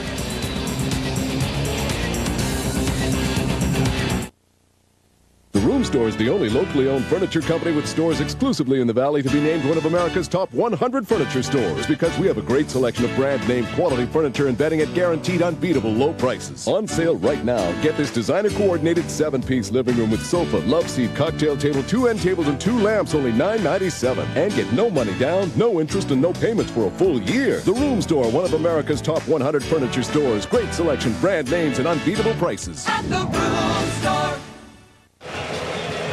Well, in arena football, don't blink. And don't go to break unless you're absolutely sure, because if you blink, the Rattlers or any team in the AFL will score. And Donnie Davis just plugged forward on the quarterback sneak, putting the Rattlers into the end zone. Kyle Pooler on for his 4th point after, and he is 4 of 4 here in 1999. But you know what? Our crew is solid. You're not going to miss anything. Let's go to the tape. Donnie Davis turns into a running back. They're running the option. He fakes the dive to Bob McMillan and follows big number 44 right up the middle. Little hard-nosed running by Donnie. Only problem with that option, there's no pitch man. Just the dive fake and then dive it up inside. Look at that, and the bonus replay. Not only did you see it once, you've now seen it twice. And the Rattlers have taken a 2-touchdown lead. Donnie Davis scoring on the rushing TD. As you look back at that Arena Bowl win in 1997, 13 of 21, 3 touchdowns passing, and he had the 1 rushing touchdown. So he's very familiar with running it into the end zone. Let's not forget that they are not playing some makeshift team here. New Jersey was 1 game away from the Arena Bowl last year. Their first 2 years of existence, they make the playoffs. This is a very good team. Last year in '98, they beat Arizona up in New Jersey in overtime to secure a playoff spot. This is not a bad football team that they're up 14 points with a new quarterback. Arizona's missing Calvin Shake-Snyder, the best player in arena football last year. They're missing 2 of their best linemen. This is really a pretty good showing by Arizona. But Ed, they're at home. They have the 9th man. You see them. Everybody's come with their faces painted. And how about the Red Dogs, too? Their team president is Joe Morris, the former Giants running back. Played in the Super Bowl in 1986, 2-time Pro Bowler, holds 7 Giants records, and Joe Morris has been the team president since the inception of the Red Dogs, leading them to those 2 playoff appearances. And listen to some of the guys that are partners. Harry Carson, Jim Burt, Carl Banks. They say they're silent partners. I have a feeling those board meetings aren't real quiet. Well, they won't be after tonight's game if the Red Dogs don't get back into this. Alvin Ashley swerving. He has his swerve on down to the 7-yard line. He did have his swerve on. He ran 62 yards for a 6-yard return. And if he lets it go out of bounds, they mark it the 5 anyways. How does he not hurt himself? Look at that. Okay, there's nothing over here, so I'll go back over. Oh, there's nothing there. I'll go back over here. That boy is fun to watch. Excuse me, I gypped him a yard. It's actually out to the 7-yard line. First team All-Arena last year, and we're seeing firsthand why Alvin Ashley received such an honor. The AFL Offensive Player of the Year last season, though, was Shake-Snyder. Down the sidelines, guess who? Ashley. Now, that was interesting. I thought maybe he went out after the reception. He started taking off down the sidelines, and it looks like he ducked out of bounds on purpose with 45 seconds to go to the half. Quick dump off to Alvin Ashley. Let's take a look. No. Great job, the official right on top of it, and there he was out of bounds. But a good job of Alvin Ashley walking that tightrope down the sidelines. 7 receptions, 79 yards, but the Rattlers are used to this. When they played New Jersey last year, he had 12 receptions and 6 touchdowns. Pass incomplete. Pina couldn't hang on to it. But what a huge game that Alvin Ashley had last year. These two teams have only met once before, and it was last season in Jersey, and it was an overtime victory for the Red Dogs. And it was Alvin Ashley, 12 receptions, 177 yards, 6 touchdowns. But how great a player is he? Remember, he doesn't just play offense. He also plays defense. In that game last year against Arizona, not only was he the offensive MVP of the game, but he also got Iron Man of the game because of his efforts on defense. 41 seconds to go here until the half. The Rattlers with a 2-touchdown lead. Ashley in motion. Foggy, back to pass, good protection, plenty of time. The pop made by Gatewood, but he can't wrestle him down. And to the 13-yard line goes Chad Lindsey. Randy Gatewood wanted to put a pop on. Instead, he really should have tried to get both hands and bring him down. One thing New Jersey has to be careful about now, they're leaving quite a bit of time on the clock as they move down the field because they keep going out of bounds. They got to start considering staying in bounds. Hunky getting a little extra shove over there on Chad Lindsey. Foggy's numbers in the first half, those 2 INTs. On 2 really poor throws. Both by Cecil Doggett. 33 seconds to go to the half. Ashley in the end zone. Foggy goes to Ashley. Touchdown, New Jersey. He cut left, went back right, and he'll swerve even when he doesn't have the ball. That is one tough player to cover. When you know a guy has one-on-one coverage and he is as good as Alvin Ashley, you let him run what's called an option route, which is basically like when you were playing Sandlot, get open. He's going to run right at Doggett. Doggett makes a good move towards it, but then he pushes off of him, comes back to the middle of the field where there are no defenders. A great route, and even better throw by Foggy. He's headed to Midas after this game to check on those breaks. They are getting a workout here tonight. 8 receptions, 3 touchdowns for Ashley. Viditek on, and now makes it a 7-point Rattler lead. Plenty of time, though, until the half with 27 seconds to go. So don't go anywhere. It is a timeout. 27 seconds till the half. Alvin Ashley putting together quite a game here at the America West Arena, but his Dogs are still 7 down to the Rats. As Danny White paces the sidelines, 10-4 last season. He has taken the Rattlers to 6 straight playoff appearances in their 7 years of existence. The only time they didn't get there was in year number 1. You know, it's difficult when you're on offense. Obviously, your number one thing if you're New Jersey is to score, but you really might want to try to take some time off the clock. With 27 seconds left and 3 timeouts, that is an eternity for the Rattler offense. Off the nets, Hunky takes it clean. Hunky cuts to the middle, now goes outside, still on his feet. He has Goins in front of him. Here comes Hunky, cuts right, Hunky's gone. See you later, Hunky Cooper.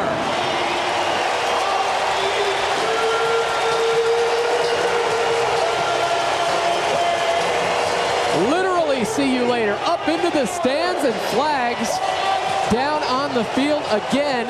Probably delay of game for leaving the field. He went about 20 rows deep up behind the end zone. He needed a soda after that run. But Bob McMillan is the happiest.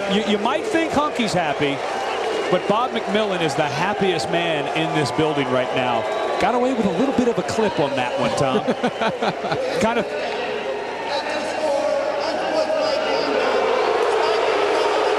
Oh, spiking it into the stands. That is a no-no. That's another cost-saving measure here in the Arena Football League. They don't want those $50 footballs going up into the stands. And Hunky, so you know what? How about if I give you $50, but Hunky's a little gimpy heading back to the sidelines. No, he's just being melodramatic. He's fine. Watch the return. Great block by Cedric Walker. Got pancake. it. And watch. You couldn't quite see it, but Bob McMillan got his hands on the back of one of the Red Dogs, kind of threw him up, knowing a flag was going to come, looked around on the ground.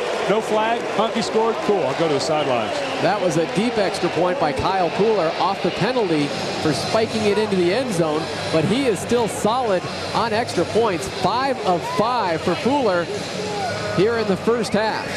going back to Hunky on the return. Amazing that he kept his feet as he almost went down, kept his balance, used that free hand. There was Bobby sneaking in with a little clip. Eddie Goins getting rid of Viditek. And Eddie Goins, who plays kind of that safety valve, he's already come into play twice. If the ball is cleanly received, he turns around, he's kind of a free guy. And when you set up your kickoff return, you very rarely put a blocker on the kicker. It's always the return man's job. If the kicker's left, you've got to beat him one-on-one. Goins, very head up, got down and got in Viditek's face. Of course, they were teammates, Viditek and Goins at NC State, so he probably ran up and was blocking. Hey, man, how you been? Things going okay? You see it, whap. Hunky Cooper, 7th year. Sorry I got to do this to you, man, but I'm going to block you while Hunky goes in for 7, okay?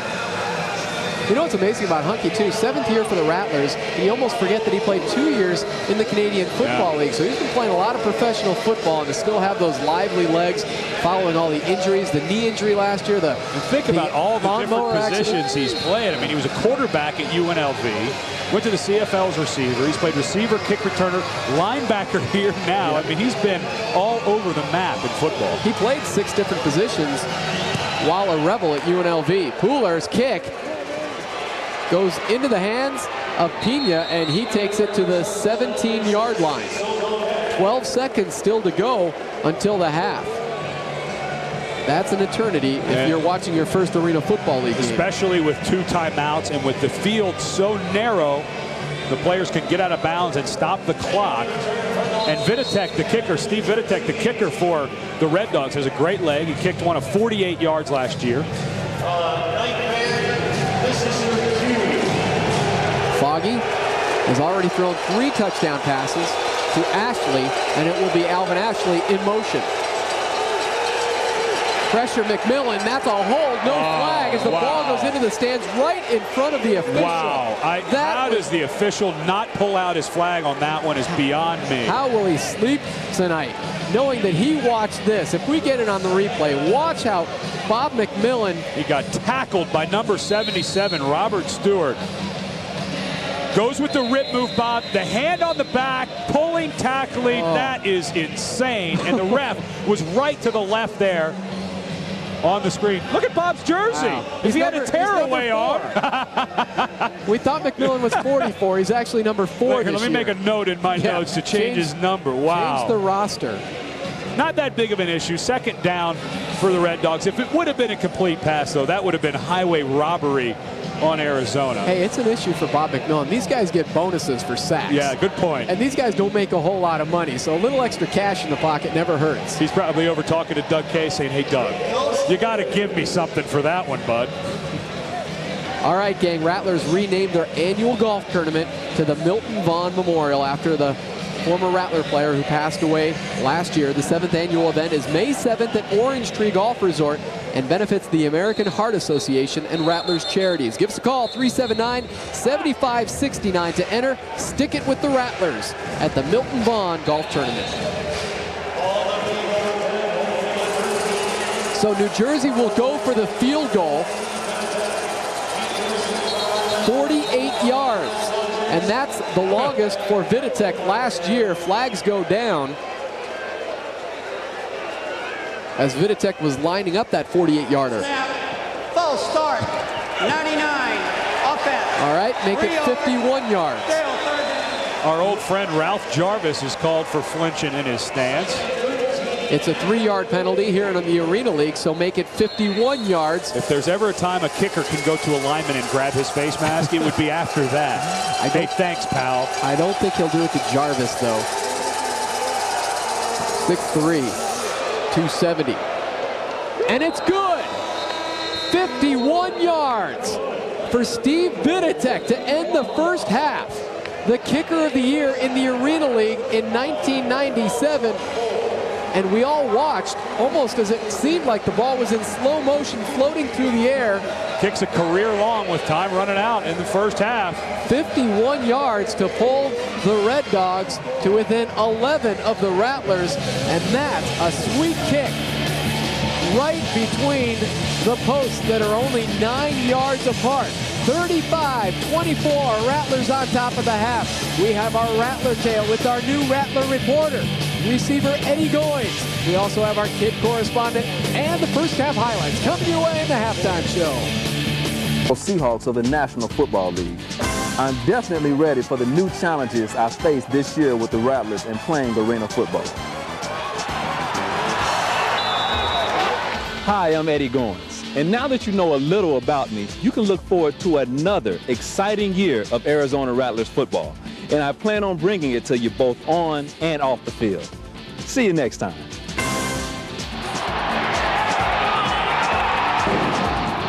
That's your Rattler's Tale. I'm Eddie Goins. That's your WB61 Rattler. Jersey honest with the ground game, but really the difference has been the 2 turnovers, the 2 interceptions by Foggy.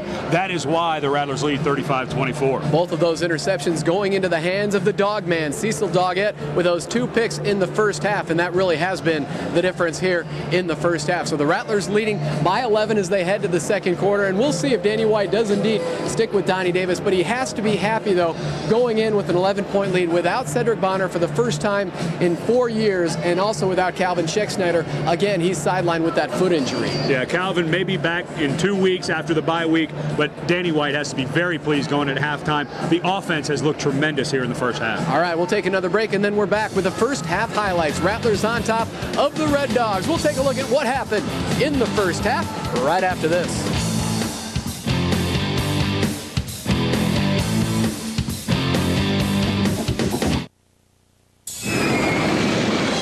During Adventure 99, buy a Dodge Intrepid, and Dodge will give you your choice of $1,000 cash allowance or a super vacation package worth up to $1,800 at the new Universal Studios Islands of Adventure theme park in Orlando, Florida, or a vacation package at Universal Studios Hollywood. It's the adventure of a lifetime, and we have the rides to prove it. See the friendly Dodge dealer near you.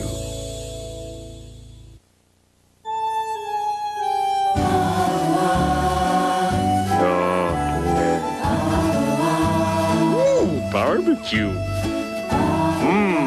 Marshmallow.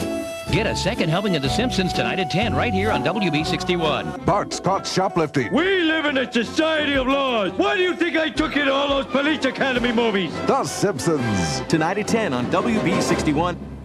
Everyone knows 2 servings are better than 1. Wow. Here's my idea. Best Buy should show me what's new in technology. Quickly find a seat, secure loose articles, and get ready to experience the technology.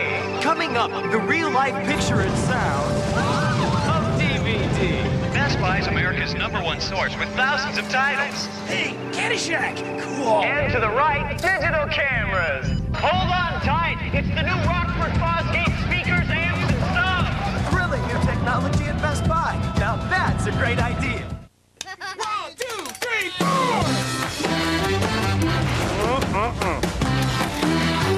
Oh, you here.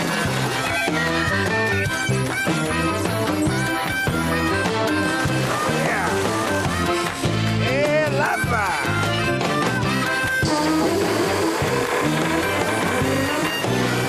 Oh, yeah. More brands, more parts. Checker, the place to start for parts.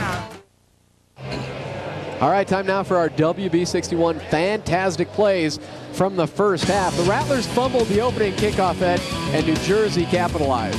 Yeah, New Jersey looks like they installed this little run pass option, ran it to perfection there in the first quarter. 7-0 New Jersey, and then it was Donnie Davis. First touchdown pass as the Rattlers starting quarterback in 1999. Little screenplay to Beau Kelly. Yeah, it didn't take much to get this pass off, but Beau Kelly got great blocking down the field. Gerald Jeffcoat down, fighting downfield, a good block, and Randy Gatewood finishes it off for Beau Kelly. Hunky Cooper with reception number 400 on his career in the first half, and then some. Always doing the great job of getting underneath the coverage, and a good pass by Donnie Davis. 14-7 Rattlers after the first quarter, and then the second quarter brought us a replay. Didn't we already see this? Same thing, just a run pass option. Foggy running it to perfection again to Alvin Ashley. You think Doug Kay was talking about that at halftime? Not much you can do. Hunky Cooper with the highlight of the first half and a little help from Eddie Goins. Yeah, the Rattlers have really done a great job in front of the guys with the ball. Eddie Goins picks up Steve Viditek. That final block broke Hunky Cooper for the touchdown. You know what? But he didn't hit Viditek hard enough because Viditek ended the first half with a career-long 51-yard field goal. Rattlers leading 35-24. Second half coming your way on the WB.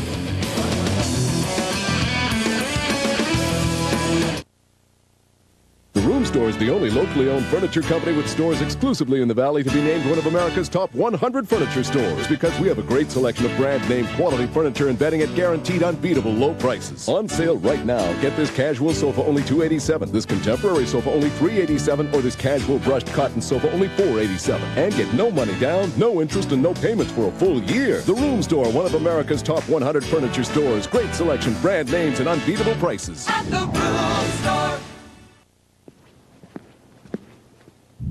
I quit smoking here, and it was supposed to last for the rest of my life. Turned out I needed a cigarette, blip, and blip, blip, blip, blip.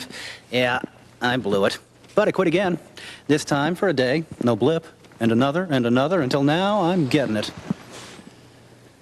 It's blipping amazing.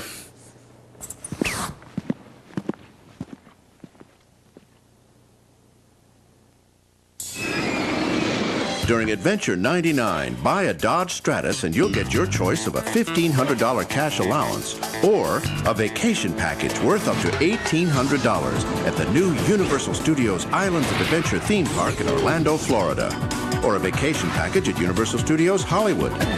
It's the adventure of a lifetime, and we have the rides to prove it. See the friendly Dodge dealer near you.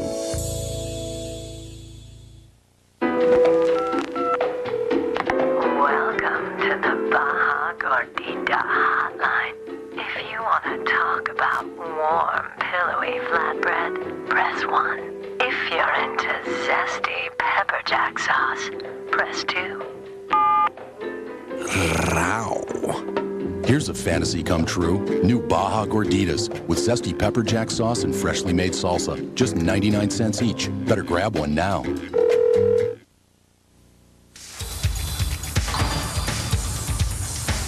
The WB61 Kids Correspondent. Brought to you by the Arizona Tobacco Education Prevention Program. Hi, I'm Amy with the WB61 Kids Club, and my question is for Coach Danny White. Coach White, I know you've had offers to be quarterbacks coach in the NFL. What has made you stay with the Rattlers? Well, thank you, Amy. That's a good question, and one I've been asked quite a bit lately. I have had offers to coach in the NFL, and I guess when you put the whole package together, there are a lot of things keeping me here. I love living in Arizona. It's my home. It's where I grew up. My family's here. And I love arena football. But a lot of it has to do with the intangible. Living in Arizona, being around family, enjoying what I'm doing. And the other factor that enters into it is how much control and input I have. As the head coach, I have a lot more control over who the players are, who plays. But all in all, I'm having a great time coaching the Rattlers, and it would take something real special in the NFL to get me to leave. The WB61 Kids Correspondent, brought to you by the Arizona Tobacco Education Prevention Program. And the Rattlers are happy that Danny White has stuck around. I think the closest that he came to leaving, Ed, was the Tennessee Oilers. They really wined and dined him. Their head coach, Jeff Fisher, brought him into Nashville, and he met with all the other coaches, the coordinators, the general manager, and Danny really sat down with them. They were going to wine him and dine him for another day, and he said, hey, what's the bottom line here? What's the offer on the table? Because I've got a sweet deal here in Arizona. And the thing is, I think it really does boil down for Danny is control. If I go to the NFL, am I going to have control of the offense? I don't need final say, but at least let me design some plays, call most of the plays, and be involved in the coordinating of the offense, and he just didn't feel that that opportunity was there. Really tough to blame Danny to coming back to this job. And again, don't forget, he almost went to the Arizona Cardinals to work with Jake Plummer, but he has to look across the field and see Frank Mattias replacing John Huffnagel. Huffnagel moving on to the Cleveland Browns as their quarterback coach to work with Tim Couch. So I'm sure there's something inside the challenge out there because he's done what he can do with the Rattlers, and there's something itching at him to at least listen to these offers. But there's always a challenge here. You know, you get the turnover of players. He's breaking in a new quarterback in Donnie Davis. There's always a challenge in the Arena League because of the turnover of players. I really think he enjoys this game, and he really likes the control that he has at this level. You're right. You're talking about the turnover in players. Some fans may be asking, hey, what happened to Herb Duncan? I haven't seen the Pineapple Open this year, or Flint Fleming or Brian Easter. All three of those guys went to Milwaukee. Brian Easter is not active right now, but Flint Fleming and Herb Duncan are playing for the Mustangs, and Danny White having a bit of a conversation there. I'd say that was heated. Wow. Love to know who that gentleman was as he heads over to the Red Dogs bench. That was one of the Red Dog assistants or something Danny White did not appreciate there. A lot of heated exchanges in the first half between the Red Dogs and the Rattlers, guys getting each other's face. I think maybe Danny just telling, hey, let's keep control of this game. You keep control of your guys, I'll keep control of mine. Don't need anything ugly to happen here in the second half. We had a couple near incidents, but nothing too bad. Breaking out and getting set for the start of the second half. A couple other guys you may be wondering about. Terry Samuels refusing to report, so he's not with the Rattlers this year. And everybody wondering where Calvin Schexnayder is. Well, he's on the bench, and we're going to talk to him in a matter of seconds following the opening kickoff of the second half by Kyle Pooler. Back to receive is Manny Pina. Takes it off the net. And down at the 1 yard line goes Pina. Flags are down, though. They need to give him the room on the return. Doggett was there on the stop, but did he approach the goal line a little too soon? Let's see what the flags are about. There is that safety zone on returns. Yeah, the coverage team cannot go inside the 5 yard line until the receiving team has had at least one opportunity. We have an illegal block in the back. Number 44 of the return team. Half the distance to the goal from the end of the run. First down. Boy, half the distance to the goal really does not give that ball much of a chance. Number 44 hits Doggett right in the back. That is Ron Perry. That was the call. And moving that ball half the distance to the goal almost moves it into the end zone for New Jersey. Well, as we get set to watch Foggy direct this offense, we have Calvin Schexnayder down on the Rattlers bench. And Shakes, what are we going to see? How's that foot? Hey, it's doing real good, real well. Progress is coming along. Just hope that the doctors will clear me in the next couple of weeks and be out here ready to participate and go out and score and win another championship. That was your former teammate Marvin Bagley taking in the reception, first down yardage for the Red Dogs. Calvin, there's been a lot of talk about Chad May as the backup to Donnie Davis, but Donnie went out in that first half. What was kind of the talk at halftime? What do you think Coach White's going to do here in the second half at quarterback? Well, his idea or his plan actually was to play both of them, because both of them are still a little raw. Okay, so they both need some experience. They both need some time in there. So it's kind of like a 1-2 punch. Try to get these guys fluid in the offense, try to get them to make the right decisions and the right reads. And the team is playing real well. He's just asking for the defensive line and offensive line to pick it up, and the offense to continue what they're doing because they're going out there and they're scoring. All right, Shakes, get that foot better, and we look forward to seeing you hopefully against Iowa in 2 weeks. Hey, Lord willing, I'll be out there. You got some more records to break. 3 weren't enough last year. Hey, one record that I'm going after, which I thought was real big last year, was the yardage. And hopefully if I can get out there the next couple weeks, I definitely think I can do it. Yeah, the more games, the better the opportunity to pile on those stats and get some wins for the Rats. I know that's most important for you. That's the most important, to win the championship, and I think we got a team to do it. All right, Cal, get back out there soon. All right, thank you. Look at Eddie Goins, 2 receptions in the first half. Had a little muff on the first kickoff return, but going to be a star in this league. It's one of those things, they're going to have to pump up a few more footballs around here. You've got Randy Gatewood back healthy. Once Calvin gets back healthy, Hunky Cooper showing he's back almost to his old form after a few injury-filled years. A lot of guys are going to want to catch the ball around here. And at halftime, we saw the other side of Eddie Goins, the other talent that he has in broadcasting. As the Rattlers reporter, he really wants to pursue a television sportscasting career. flags are down on the completed pass. And not a big surprise going to Alvin Ashley, who had those 8 receptions for 92 yards and 3 scores in the first half. As we await the call. Against the defense, number 99, standing before the snap. Penalties decline, results of the play. Second down. In arena football, the defensive line have to have at least one hand on the ground before the snap. Gerald Jeffcoat pulled that hand up off the ground. Kind of unusual to hear illegal procedure against the defense. That's usually held for the offense, but New Jersey had a penalty to play before. They get one back on the penalty against Gerald Jeffcoat. It's Jeffcoat on the line along with Darren Kenny and Tony Henderson. Again, that line will be buffered in 2 weeks with the return, the Rattlers hope, of Mark Tucker and Oscar Sturgis.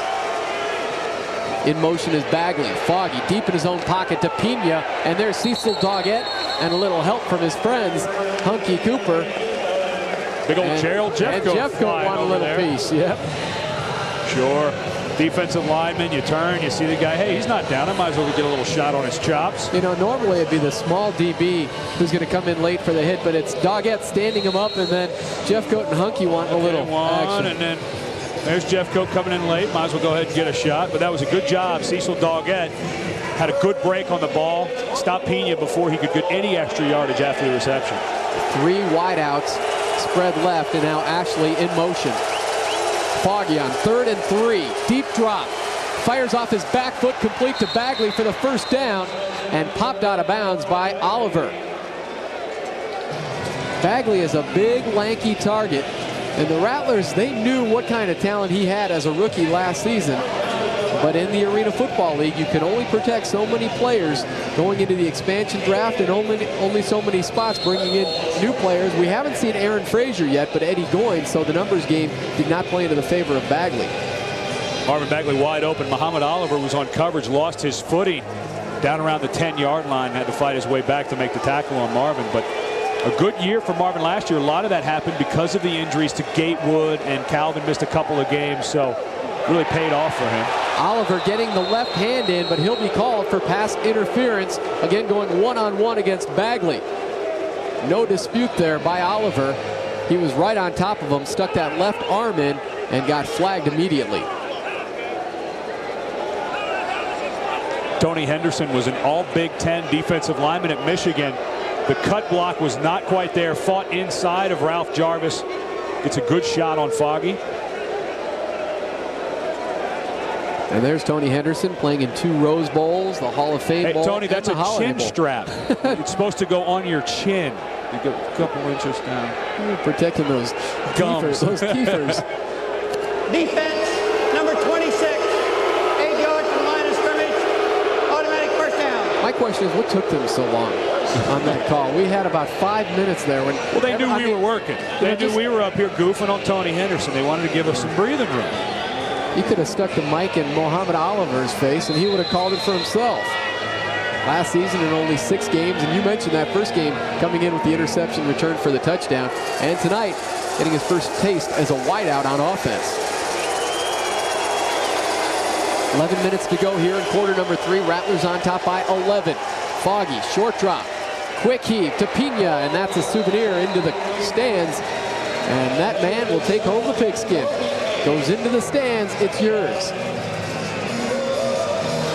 That's why the officials penalize players for spiking it after a touchdown. Too many errant passes go into the stands already. Ball thrown a little high by Foggy. A little too much zip. Ball's batted around. Oh, right in his hand. I mean, if the guy in the redwood had dropped it, his wife might have just walked out. Honey, sorry, I got to go. No blood, though. A lot of times you see the elbows flying. Pitch play to Perry. Perry is stacked up at the 10 and flags down. First time we've seen Ron Perry, 3rd year out of Grambling, and it's a hold against the Red Dogs. So right, this 3rd quarter is skipping right along. I got the needle and thread. I'm going to take the headphones and go sew up the pockets of these officials. The Rattlers wouldn't mind if they just stuck that in their pocket, because their defense was right on top of Perry. 77 offense. Penalty refused. Results of the play. 3rd down. Exactly. Rattlers didn't even need it. Yeah, when you have a lost yardage running play, and it would be third and goal from the 11, refuse the penalty. Good job by the Rattlers. No need to use that penalty because it hurts the team more.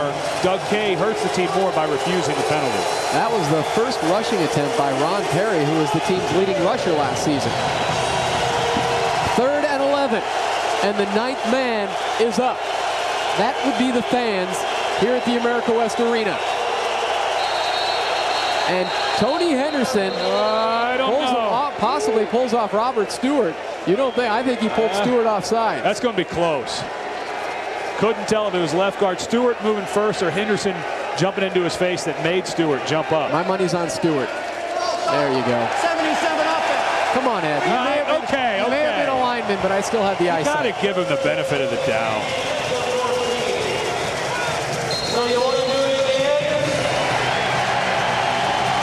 So they'll push it back and make it 3rd down. Left guard is Robert Stewart. Oh, yeah. Henderson made a little move, but he didn't come into the neutral zone, and that made Stewart flinch. Very difficult to hear down there right now. Even our director, Dan Seekman, is a non-believer.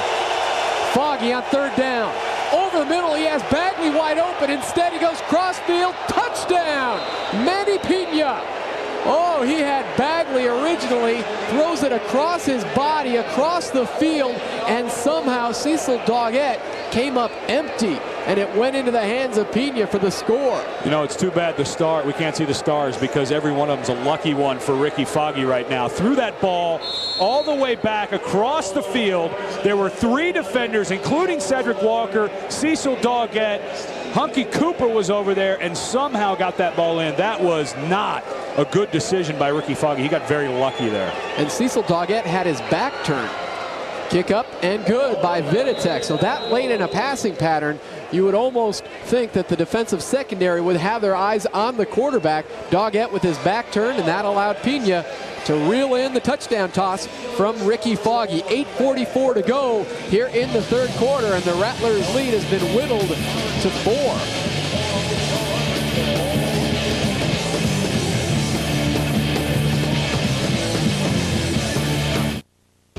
What did your money do today? At today's closing bell, over 480 million shares changed hands. Did your money play a part? Bank of America. Put your money in motion. What did your money do today? Is it making things happen like the big man in this game? Bank of America. Put your money in motion. During Adventure 99, Dodge will give you a great lease deal on a Dodge Ram.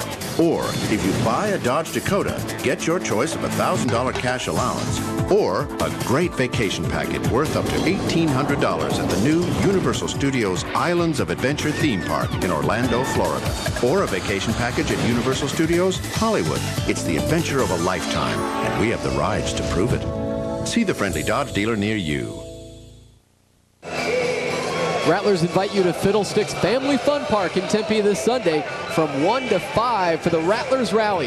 There is no charge to join your favorite Rattlers and Sidewinders for games and clinics at Fiddlesticks on Elliott and I-10. Red Dogs coming back, making it 35-31 Arizona. First touchdown pass that Ricky Foggy has thrown to someone other than Alvin Ashley. Alvin's had himself a heck of a game, so it's kind of hard to blame Foggy for going back to him time and time again. Viditek hit that point after and also had that career-long 51-yard field goal to end the first half. You know, the kicking game is one thing Arizona works on a lot during practice. During their team periods, they actually drop kicking game plays into their team period, both offense and defense. Most teams just take the kicking game and work on it as it's its own entity, but Rattlers really spend a lot of time on kickoff returns and kickoff coverage. Hunky has taken one back here tonight already. Looking for number 2. Cuts to the middle. Cuts outside. Cuts back to the middle. Hunky's still going at the 25. He's still up at the 20, but then the reserves come in the form of number 77, Robert Stewart, but Hunky Cooper had everybody holding their breath once again. They'll mark it at the 18-yard line of New Jersey. Boy, he looks like the Hunky Cooper of old who won the MVP award back in 1994. Just so hard to take down. Runs through the arm tackle of Viditek, runs right over Alvin Ashley, and Robert Stewart, all 290 pounds of him, does a good job of not giving up on the play, or I think Hunky takes that in for another touchdown. He's nearing that 5,000-yard reception, 7,000-yard return mark set by Tampa Bay's George LaFrance. Donnie Davis into the end zone, incomplete, looking for Eddie Goins. Short arm that one. This is the Eddie's first, getting used to those boards. Yeah, the first regular season game for Eddie Goins. Those boards are coming at you real fast. He got a little case of the gator arms there. Perfect pass by Donnie Davis. Donnie's got the wire on as he gets the play from Danny White. Let's listen in. Right trips, wide loop, rocket 10. On one, ready?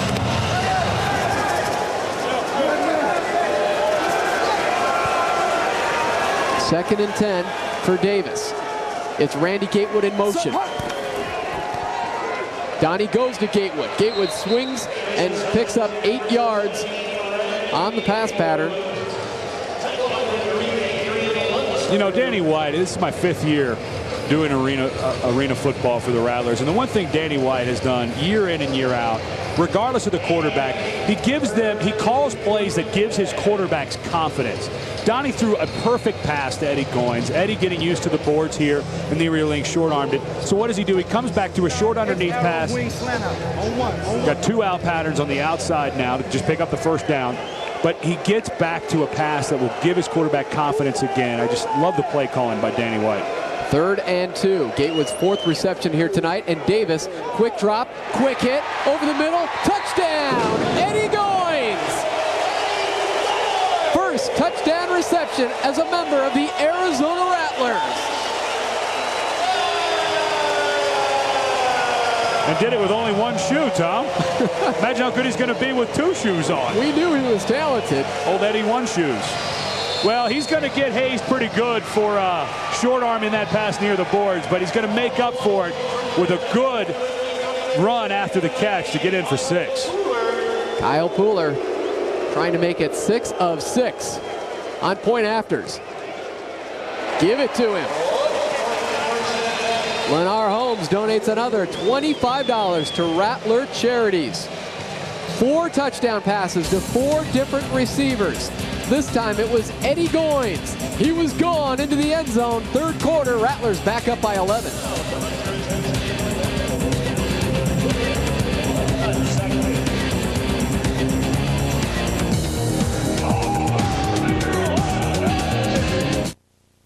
Welcome to Cost Cutters. How can we make your hair look great today? Is your look,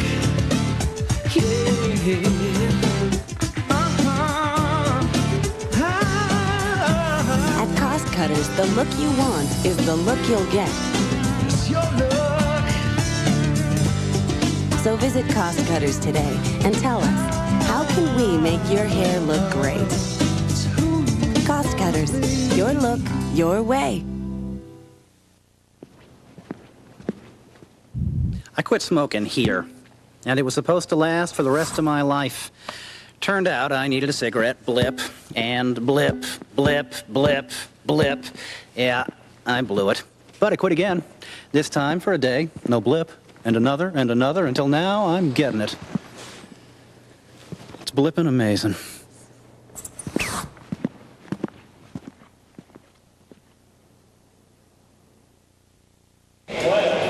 Check out our Checker Auto Parts throw-to guys. Checker, the place to start for parts. And with Calvin Scheck-Snyder out, Donnie Davis looking to a couple different characters. Coop and double trouble Randy Gatewood. Yeah, Donnie's done a fantastic job in the pocket, really seeing the entire field and just feeding the ball to the open guys. A lot of guys running good routes tonight, but Donnie Davis really been the linchpin to that offense tonight and spreading that ball around.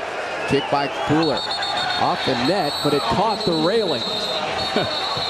So that happens quite a bit when they kick to that side of the field. You've got those railings behind the nets. And you get a pretty untrue bounce when it catches little iron, and they'll mark it the 5 on a touchback.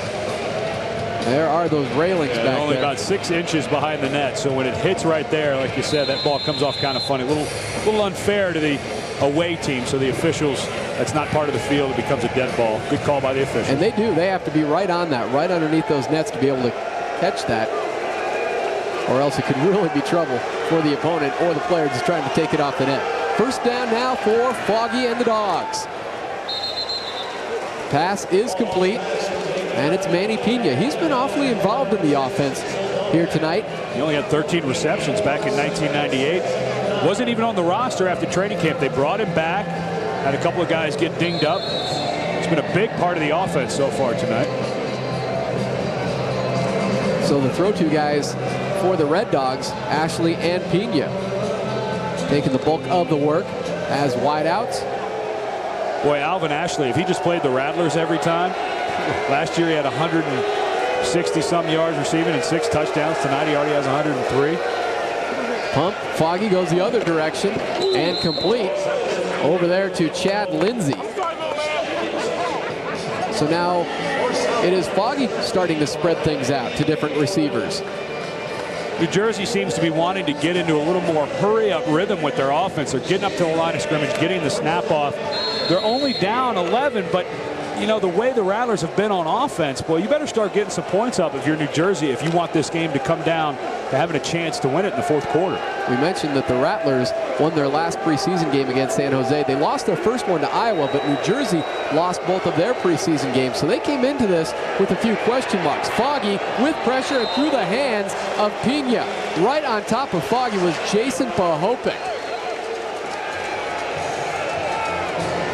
Pahopik coming from that blitz linebacker spot. Comes right around the blocking fullback. Not a big hit on the quarterback, but takes him down to the turf. Anytime you can do that, as long as it's clean, which that was by Pahopik, always want to get a shot on the quarterback. Foggy now 7 of 9 here in the second half, 67 yards. And Pahopik smelling a little bit more blood there from his linebacker position. 2nd and 10. In motion is Pina.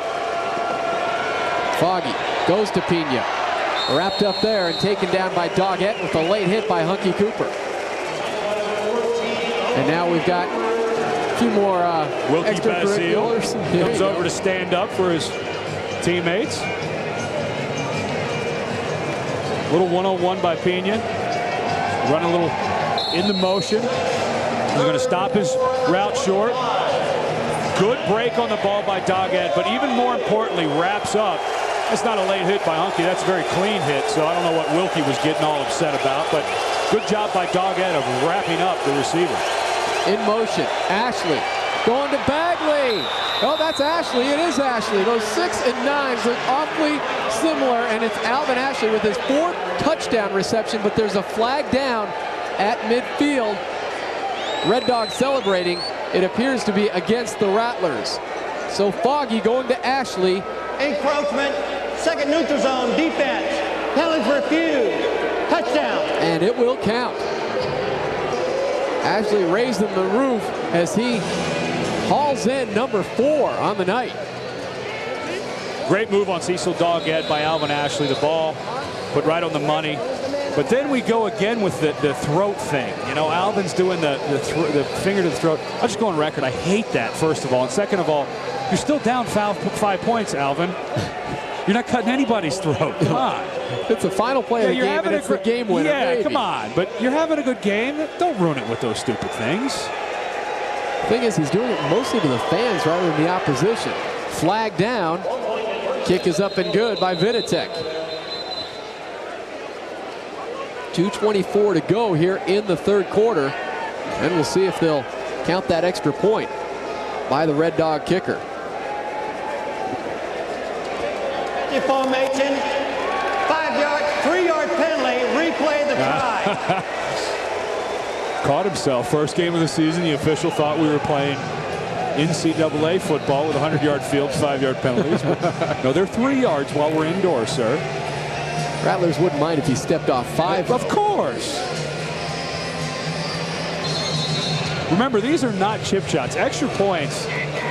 If a kicker makes 80% of his extra points, he's doing very well. If he makes 50% of his field goals, he's doing excellent, because these goalposts are only 9 feet wide. In the NFL, they're 18.5 feet wide, and they're also 5 feet higher than the NFL. It amazes me that we don't see more Arena League kickers move on to the NFL. Can you imagine how huge those goalposts look in the NFL after kicking from only 9 feet apart? So Viditek is good on the second conversion. And once again, the Red Dogs within 4 of the Arizona Rattlers. Foggy going to his main man tonight. Alvin Ashley, 10th reception, 4th touchdown. We're still in the 3rd quarter. With this, your birthday? Mellencamp in concert, baby. That would be dodging 2 bullets. A Suns playoff game and the Rattlers.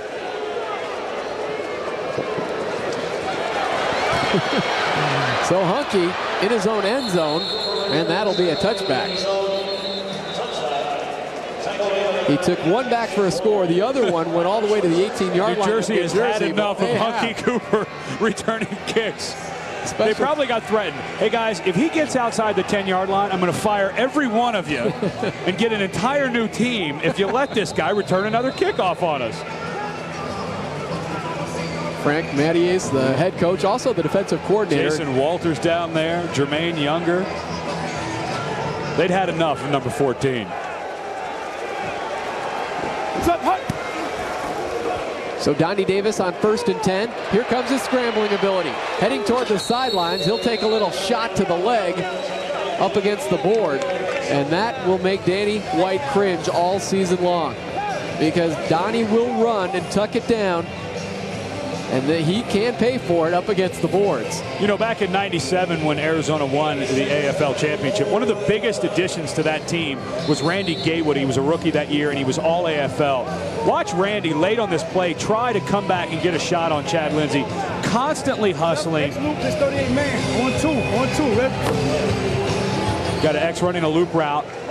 And they also have a man route, which means if you have man coverage, you can run the option like we saw Alvin Ashley run earlier. 2nd and 4, pitch play to Pahopic. Flag is down.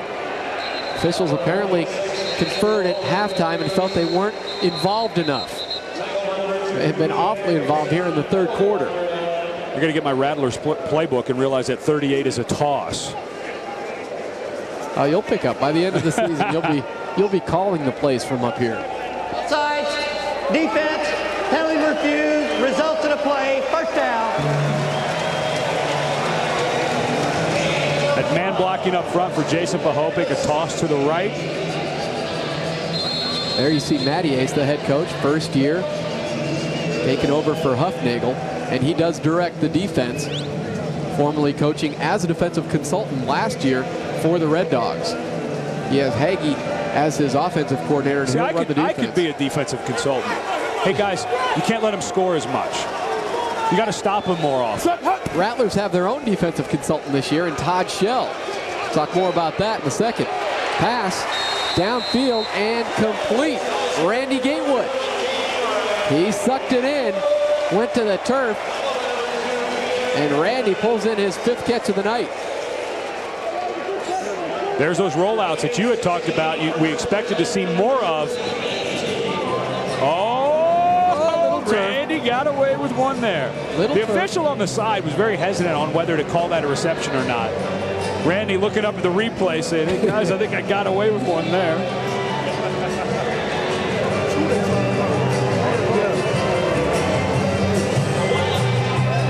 Danny and Donnie having a little conversation. End of the quarter. That's end of the 3rd quarter. You saw Danny look over to Randy Gatewood and go, nice catch.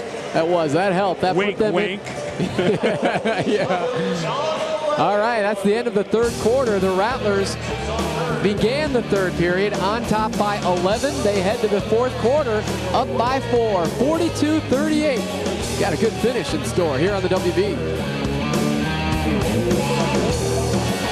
Quarter up 4. Here's your Subway game summary. Subway, the way a sandwich should be. You know, on defense, your goal is to have 3 stops in the course of a game. New Jersey has yet to stop the Rattlers. They've scored on all 5 possessions. But, you know, they're only down 4 points with a full quarter to go. They need to come up with a stop somewhere in the 4th quarter, though, because then it's just a scoring match. Down 4, you're going to end up losing the game. Donnie Davis successfully keeping Chad May off the field with this impressive performance in his debut in 1999, taking over for Sed Bonner. Flags are down. Free play for the Rattlers, and Gatewood drops it. Gatewood dropped what appeared to be 6. There were early flags as there was movement on the defensive front of the Red Dogs, and then a late flag that fell on the helmet of Bob McMillan. Well, you're going to have a encroachment of the second neutral zone, which is the linebacker breaking the feet of the defensive line for the Red Dogs. But then I believe the Rattlers are going to get called for a hold as well. We have offsetting penalties on the play. We have encroachment second neutral zone by the linebacker. We have holding on the offense. Those penalties offset. Replay first down. Yep. I mean, sometimes I stretch out and pat myself on the back. Wait a second. Who called that first? Sorry. Taking credit. Who called what first? You weren't alone. Oh, okay. Movement on the line and the flag on Bob McMillan's helmet. Come on. Good call. Good call. You know I don't listen to you, Tom. You're an echo. That's all you are up here. Just a mouthpiece. Okay, there's your pat on the back. Oh, attaboy. Feels good. You do that again? No. They go to the screen play, and Younger almost had the interception, and he would have had daylight. Nothing but daylight headed the other way. That screenplay did not work as well as the touchdown to Beau Kelly. You got a feeling Danny White maybe went back to that well one too many times. Not a great throw by Donnie Davis, but McMillan not able to even get a hand on that. And you're right, if Younger can catch that ball clean, he's headed the other direction with a head of steam. You see Jeffcoat? I think Jeffcoat wanted to try and make that reception. Well, wouldn't you? If you were a lineman, you got to get in there somehow. As long as he raised his hand and made himself eligible as a tight end. Which has been a problem all night for the Rattlers to do that. Rattlers need a score here. New Jersey breathing down their neck into the end zone. Hunky Cooper! Put it on the highlight reel. Oh, the Hunkster. In his 7th season, one-handed, acrobatic corner of the end zone. He had no right to bring that in. Sure did. Oh, that was impressive. I can't wait to see this again. Hunky had 37 catches last year, which was a career low. And you get a feeling that he is back. Full speed, full extension, brings that ball into his pads, turns over, gets inbounds for the catch. That is vintage Hunky Cooper. That was sweetness. Here comes Pooler. 7 for 7 on point afters. And Lennar Holmes coughing up another $25 to Rattler Charities. Make them pay, Professor Pooler. But it's Hunky Cooper, one-handed. Dare I say old school Hunky Cooper. Oh, that is pretty stuff. Break time. Rattlers move up ahead by 11.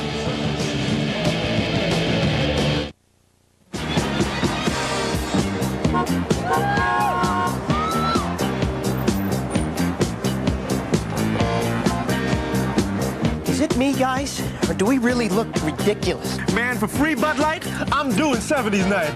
Right on, brother.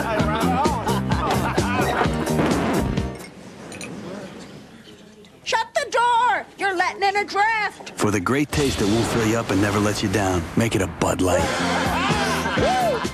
The Room Store is the only locally owned furniture company with stores exclusively in the Valley to be named one of America's top 100 furniture stores because we have a great selection of brand name quality furniture and bedding at guaranteed unbeatable low prices. On sale right now, get this rustic washed pine bedroom with triple dresser, mirror, and queen headboard, only $677. And get no money down, no interest, and no payments for a full year. The Room Store, one of America's top 100 furniture stores. Great selection, brand names, and unbeatable prices. At the Room Store! Lennar Holmes with our To the House report, our possession breakdown. Discover the value advantage of Lennar Holmes, and the Rattlers still have not been stopped tonight. Yeah, but they have stopped the Red Dogs 3 times. You consider a field goal or a field goal attempt a stop. So a good job by the Rattlers on defense tonight. 3 stops on New Jersey. 49-38. Pooler puts a foot to it. The math teacher at Centennial High School, who once kicked a 62-yarder, still a state record here in Arizona, while he was at Cactus High School, and it's Pooler making the stop. Give him some praise, talk him up, hey, talk and then he makes the hit. Oh, that's what the Rattler players love about this guy. He does not have a place kicker's mentality. He wants a little action when he's in there, and he has the size for it. You know, he made so many tackles last year on kickoff returns. Good form, too. Head up. Goes for the wrap up. Great form. That is Fuller. textbook. Sure. Got that arm over there. Didn't look exactly graceful doing it, but it doesn't matter. He'll be talking about that all night tonight. Oh, he's going to get teased by his math students on Monday. You can bet that. Ashley in motion. Foggy, deep drop, plenty of time, looking deep. Touchdown, guess who? Oh, just don't slit your throat, Alvin. Ed Cunningham may fall out of his seat. Oh, it's getting worse, though, his celebration. Is he taking a victory lap or what? You got to win the game before you take a lap, right? Is that Cal Ripken Jr. or Alvin Ashley? Well, if it was Cal Ripken, he would have dropped the...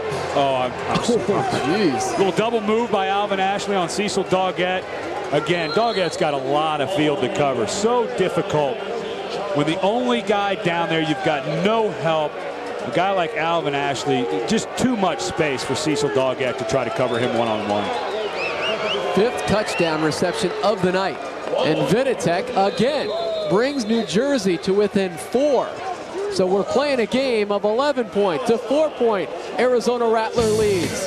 Alvin Ashley putting up some huge numbers again against the Rattlers. And he's irritating the fans, Ed Cunningham, in the process.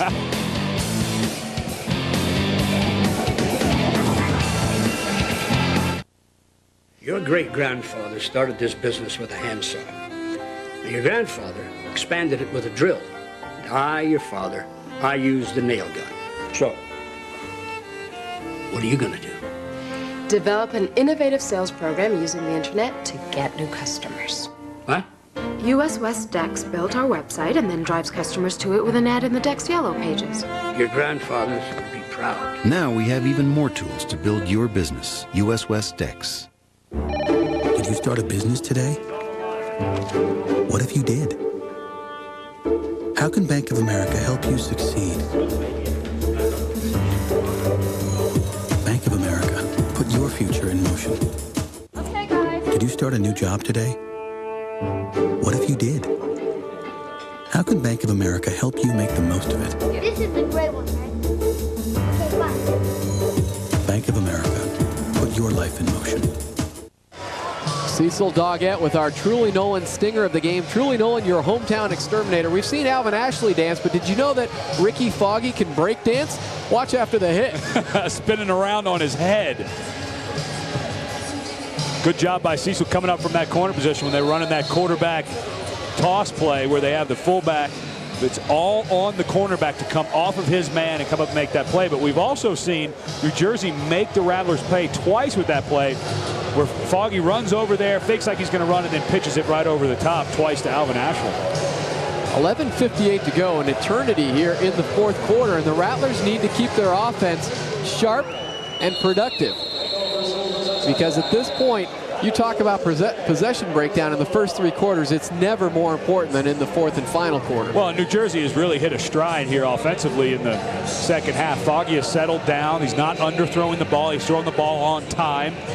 So the Rattlers, like you said, Tom, they can't afford a slip up here now, because Mattier's first-year coach finally has that offense moving. Here's Donnie with the play. Left X-back stop. Liz 12. Wing slant out. 1-2, right? Wing X slant out. Again, calm and in control, just as he was in that Arena Bowl game.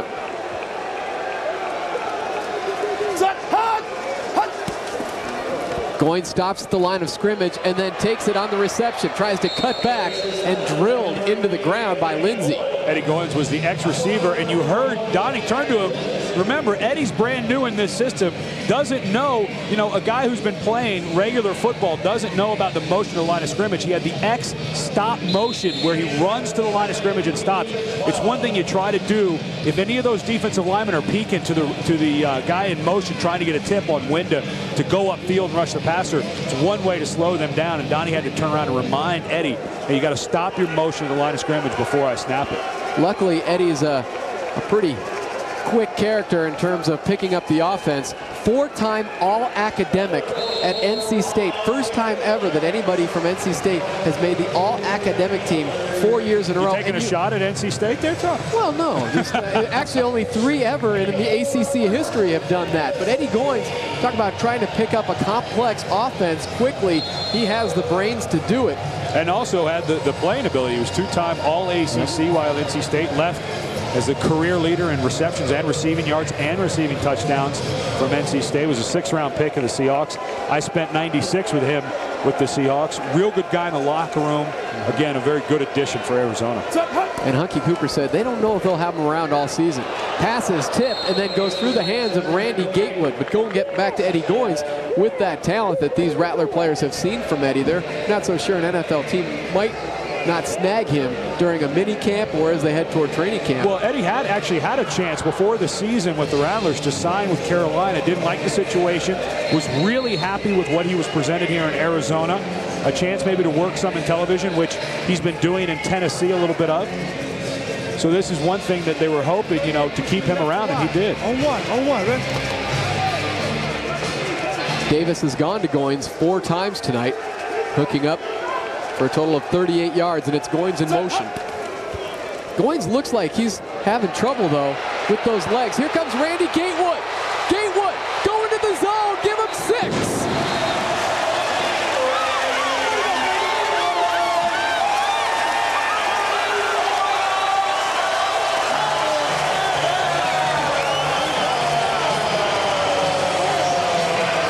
Watching Eddie Goins hobble in motion, and it was Randy Gatewood. His feet were motoring. Second time tonight that the Rattlers have run the flanker screen. Jamie Washell, number 50, gets out and ties up Pierre Hickson, and Randy just busts right up the middle of the field, turns on his burst, and none of the Red Dogs can catch him. But a good job by Jamie Washell getting out from that left guard spot and getting a hit on Pierre Hickson. Kick is up and good by Pooler, but a flag goes down. 5th touchdown pass by Donnie Davis to 5 different receivers. Illegal outside rush, number 99. The penalties refused. Points good. So Pooler and the Rattlers will tell Lennar Holmes to write another check for $25 to Rattler Charities. That was the longest play of the game. Donnie Davis to Randy Gatewood. Turn it on and take it in. Rattlers. How about this? Back up by 11.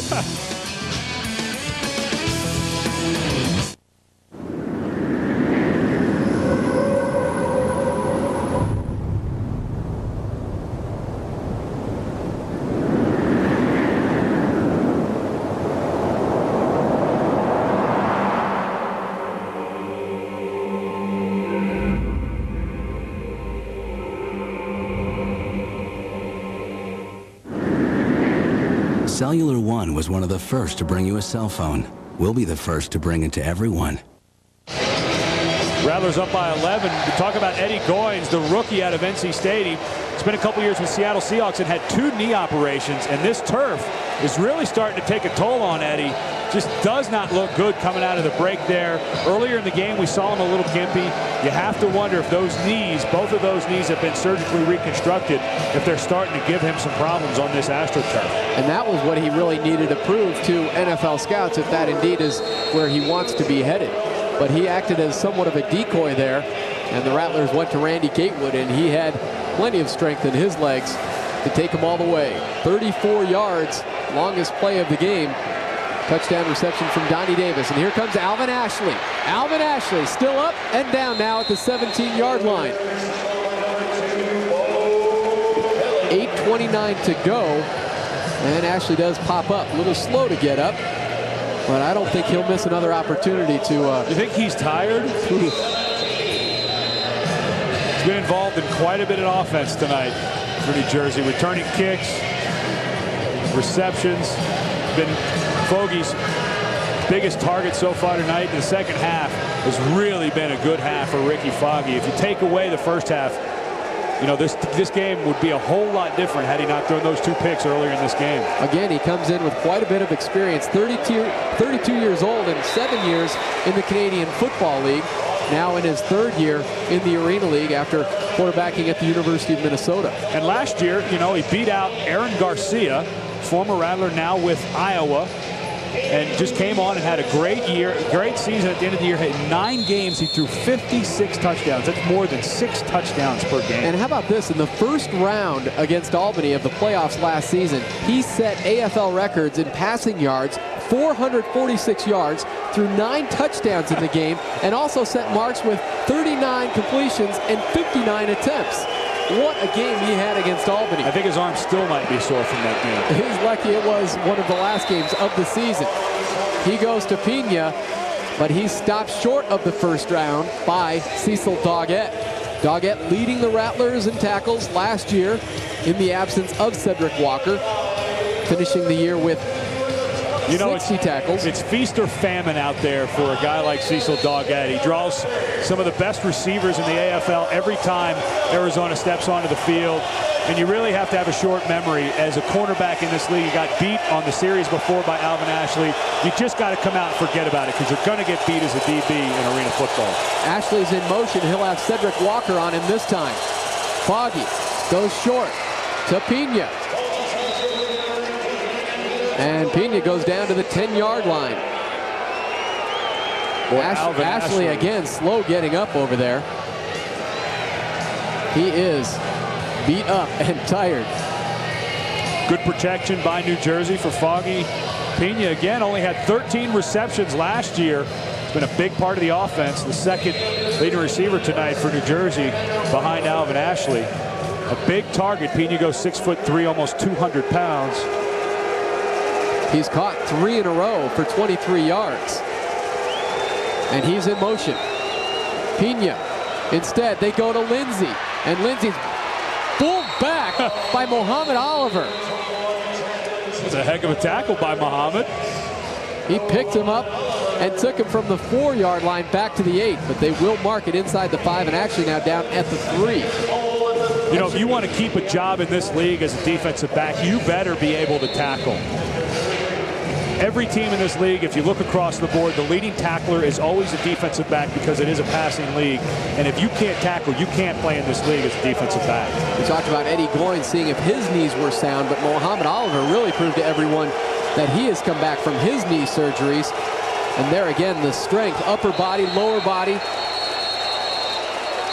And we have a stop and play. New Jersey will take a timeout. Doug Kay was pleading for a flag. Pleading may have been the wrong word. There's a little creep of a smile. I think he heard me. Look at him. Look at the official. Yeah. He is a beauty. He's not buying his explanation. Doug Kay, one of the funnest guys to be around. Class act all the way. From start to finish. Just treats you, just such a real gentleman. Treats you with such respect. So easy to work with. You know, I always have to come in and look at some film, and he's always so willing to meet with me and sit down and talk about the next team that Rattler's going to play. Very helpful in what we do. I mean, this is a guy, Ed, you know football inside and out. He probably knows more football. He'll forget more football than you'll ever know. And a lot of people, he has been in this coaching realm for 36 years. It's unbelievable how long he's coached in college, in the USFL, the Arena Football League. He's coached at every single level, coached some great players at his time. Just really, really enjoys what he does. He was the head coach with the Charlotte Rage, and his college stops, Hawaii, UCLA, and San Jose State. He's coached with some of the best as well. 2nd and goal. Foggy, a dart back of the end zone, and one of the few times Alvin Ashley could not make the grab. Hit him right in the numbers. And there was some steam on that hard ball.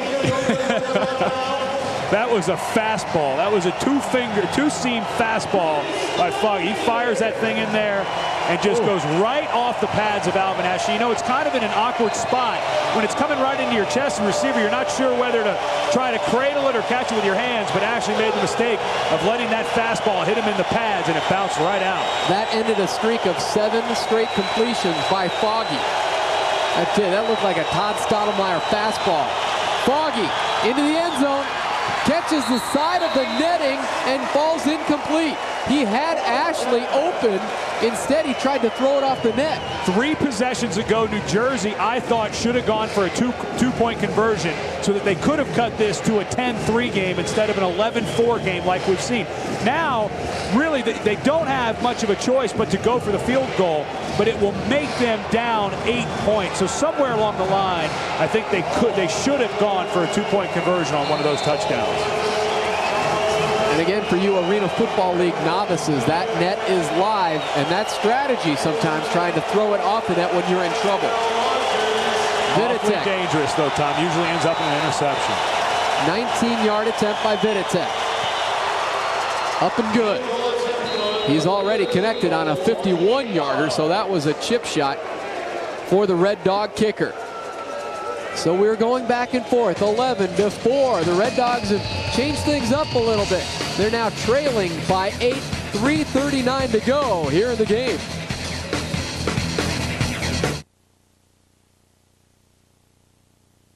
Full moon, the ice is raised.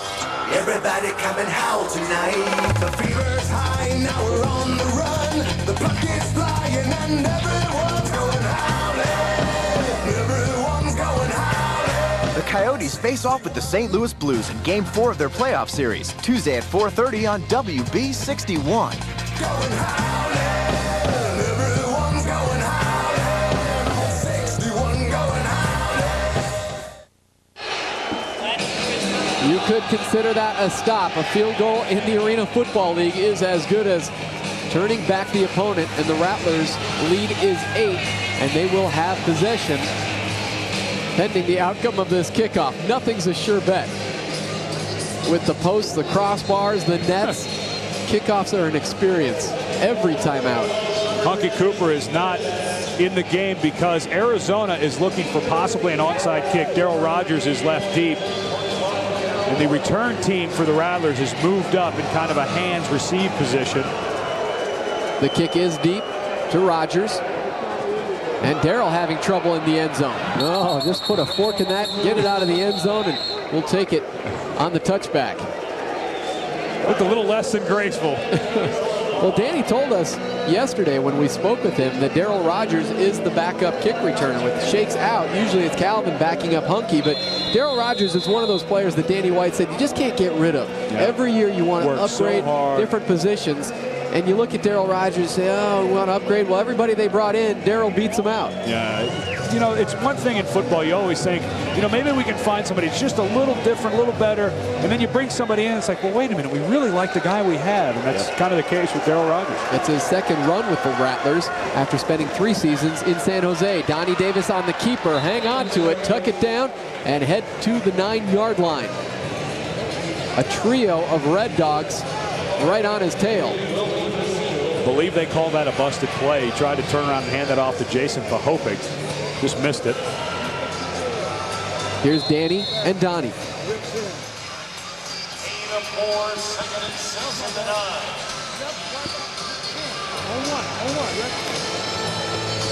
Conservative call on first down. And another conservative call on second down. Danny's just trying to run some clock off.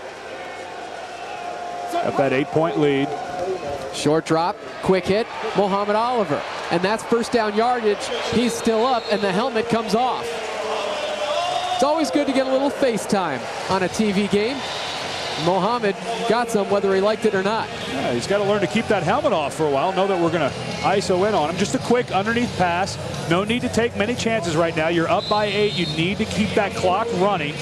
Remember, until you get under 1 minute in the half or the game, the clock continues to run, even on incomplete passes and out of bounds plays. So Danny's trying to chew a little bit of yardage, but also make sure he chews up that clock. That was a bonus play for Danny White. Conservative short pass, but Oliver turned it into a first down and then some. Goins is back and in motion. Donnie goes short to Hunky Cooper, and Hunky knocked out at the 16. Donnie Davis picking apart this Red Dog secondary with good, clean, crisp passes that are also safe. And New Jersey has to take a timeout because the clock continues to run. Donnie, good job looking downfield. Nothing there. I know my outlet is over there, Hunky Cooper. I know he's going to catch it, get out of bounds. It doesn't. Remember, until you're inside a minute at the end of the game, Hunky going out of bounds does not stop the clock, so New Jersey has to burn one of their timeouts. And that's one of the beautiful rules of arena football. So many fans nowadays go to sporting events, they take too long. Well, here in Arena Football League, just keep it moving. Even if their flag's falling, that clock keeps rolling until that 1 minute mark in the half. Get you in, get you out, give you a lot of bang for your buck in the Arena Football League. I agree with you, Tom. Some, baseball games sometimes stretch to 4.5 hours. I did some college football games last year. We were on the air for 4.5 hours. It's just, sometimes it gets just a little too long, but the Arena League, they've done everything to be fan-friendly, and it's really been a good product. 4.5 hours. Was that painful for you or for the viewers at home? Probably the viewers at home. Started running out of things to run my mouth about. Oh, that's hard to believe. Uh-oh, the laser is back.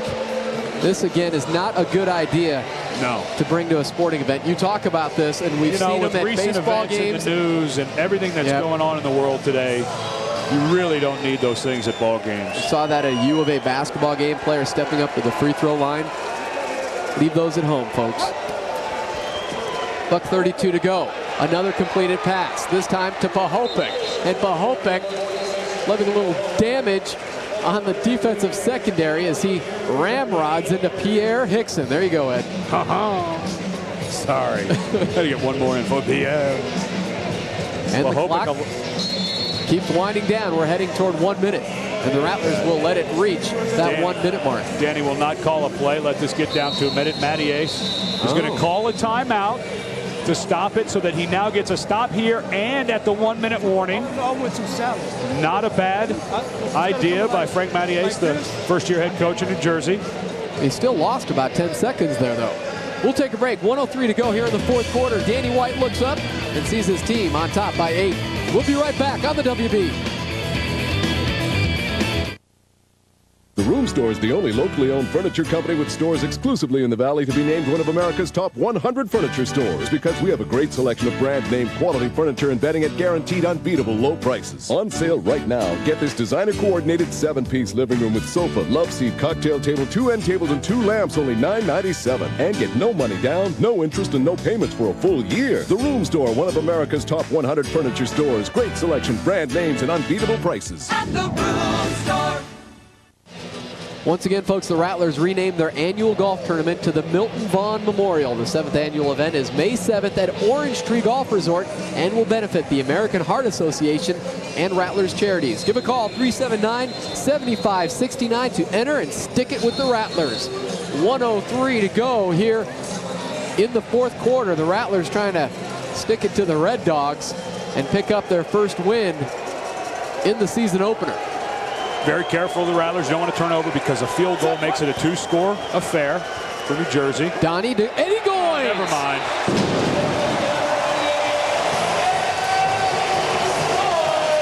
Those legs looked a little more fresh, a little peppier on that route for Eddie Goins. Second touchdown reception of the night.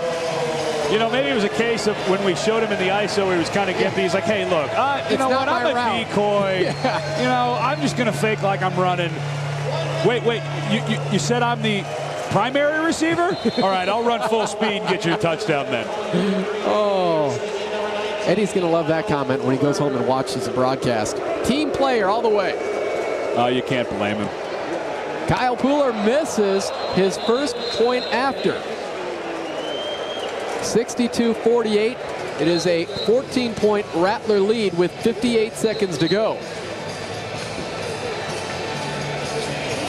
Rattlers will have a week off and then take on the Barnstormers in 2 weeks.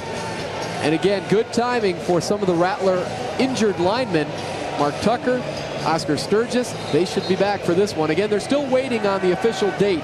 We mentioned it's either May 7th or May 8th here at the America West Arena. So keep in touch with your periodicals and television broadcasts. It'll get to you here in the next week, when basically it's pending the outcome of the Coyotes and NHL hockey here in the America West Arena. We talked about some of the injuries. Another person that they will get back for the first time will be Kelvin Ingram, a lineman that they signed that was the last 2 years with Orlando, was the leading sacker the last 2 years with Orlando.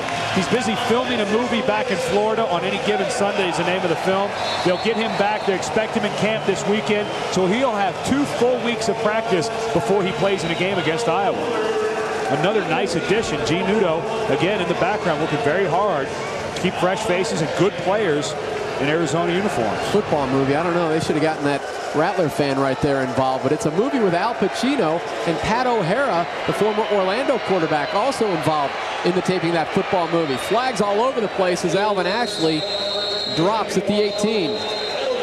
There's another man who's going to be icing himself pretty heavily after this ball game. Alvin Ashley. Alvin, where does it hurt? Pretty much everywhere, Coach. Why don't you just sit in the ice bath? You know, though, at 140 pounds, it's like 3 ice cubes, and he's iced completely from head to toe. That's not tough to submerge that body.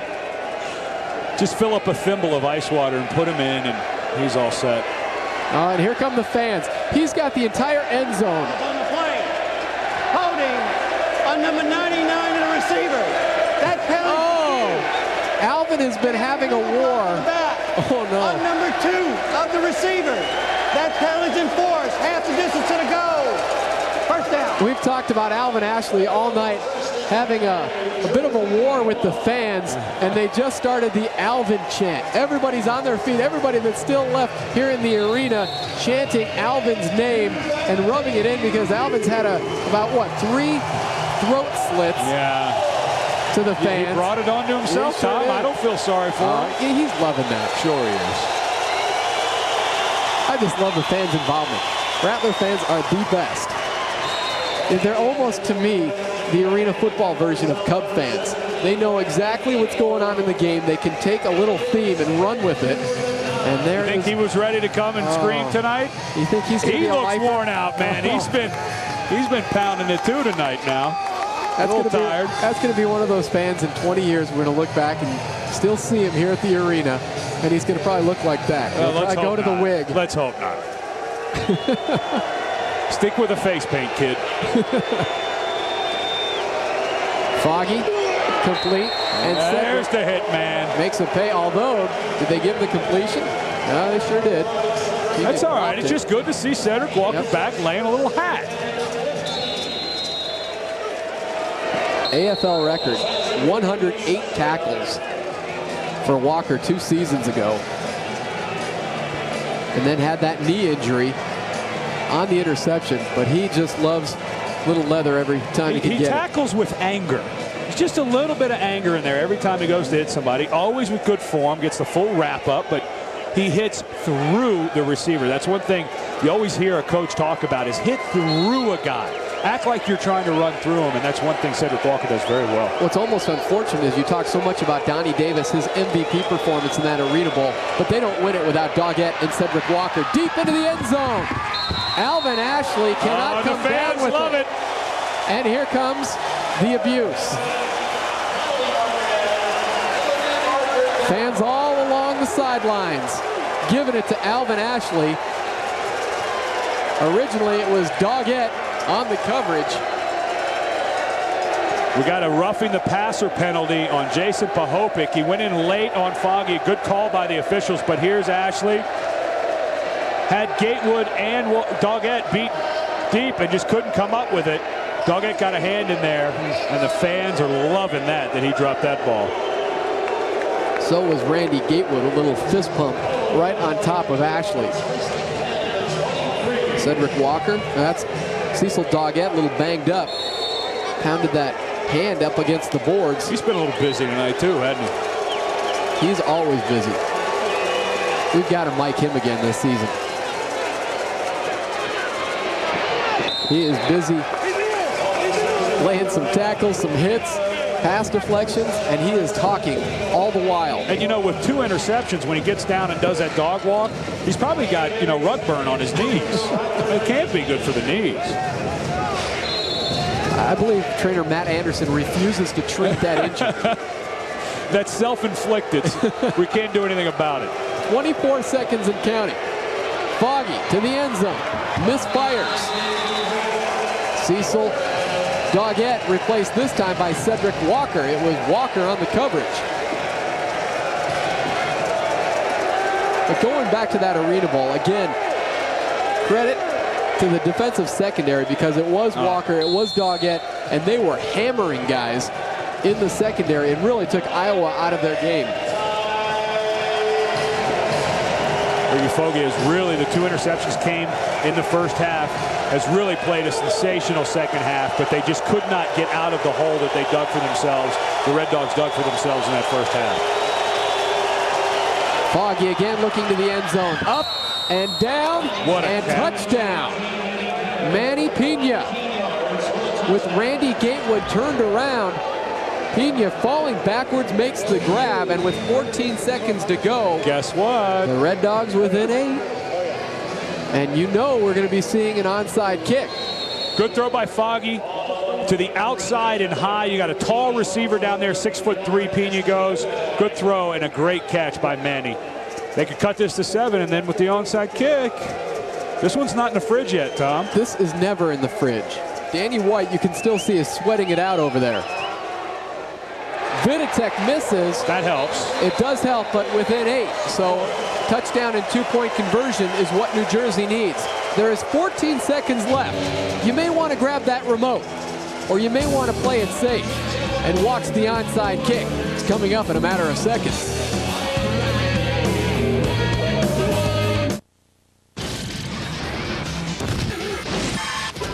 On the next Mortal Kombat Conquest, she makes and she kills. He died happy. They all do. To create a new breed of warrior. Now, her next lover. You are fit for a queen. Might be Kung Lao. On an all-new Mortal Kombat Conquest. Sunday night at 9 on WB61 and Cox Cable Channel 6.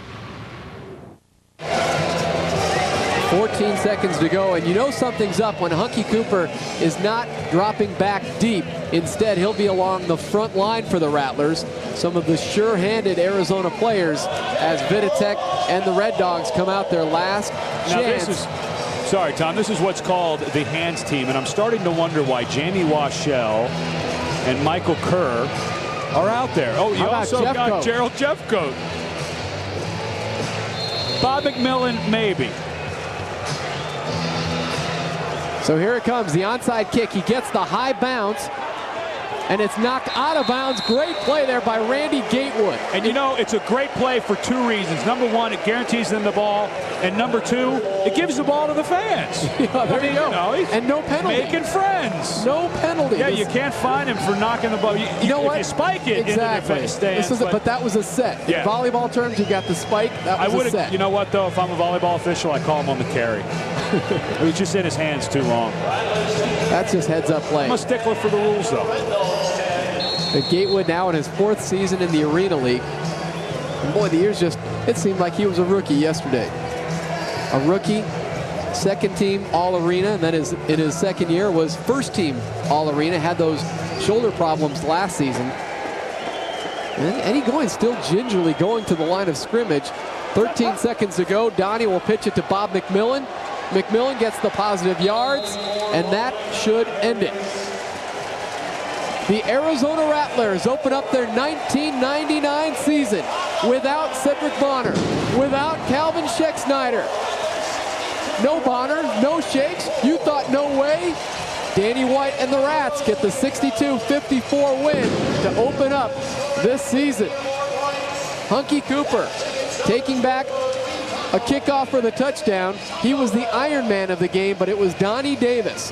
Danny White thought he might rotate quarterbacks. Donnie Davis never left the field. He couldn't take him out. You got to figure Donnie came into this game saying, okay, you're going to trade me and Chad? Nah, I'll just come out and make you think twice about that. We'll wrap things up here on the WB. The Rattlers 1-0 in 1999. The Dogs 0-1. Back after this.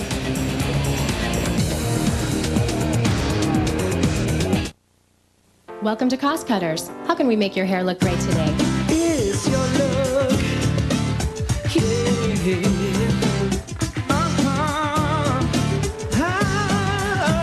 At Cost Cutters, the look you want is the look you'll get. It's your look. So visit Cost Cutters today and tell us, how can we make your hair look great? Cost Cutters, your look, your way.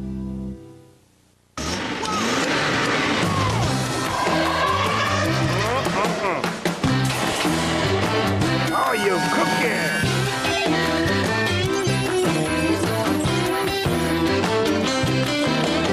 Oh, yeah!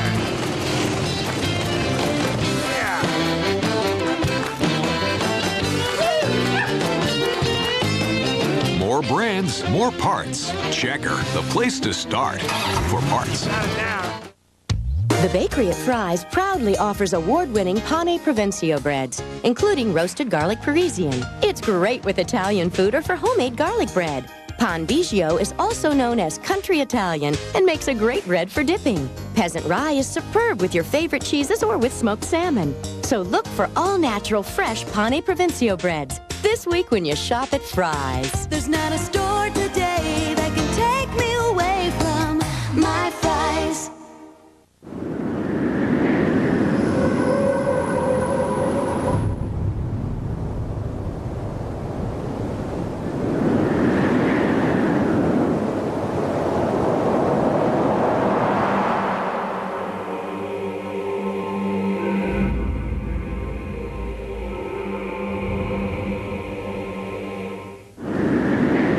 Cellular One was one of the first to bring you a cell phone. We'll be the first to bring it to everyone. The river.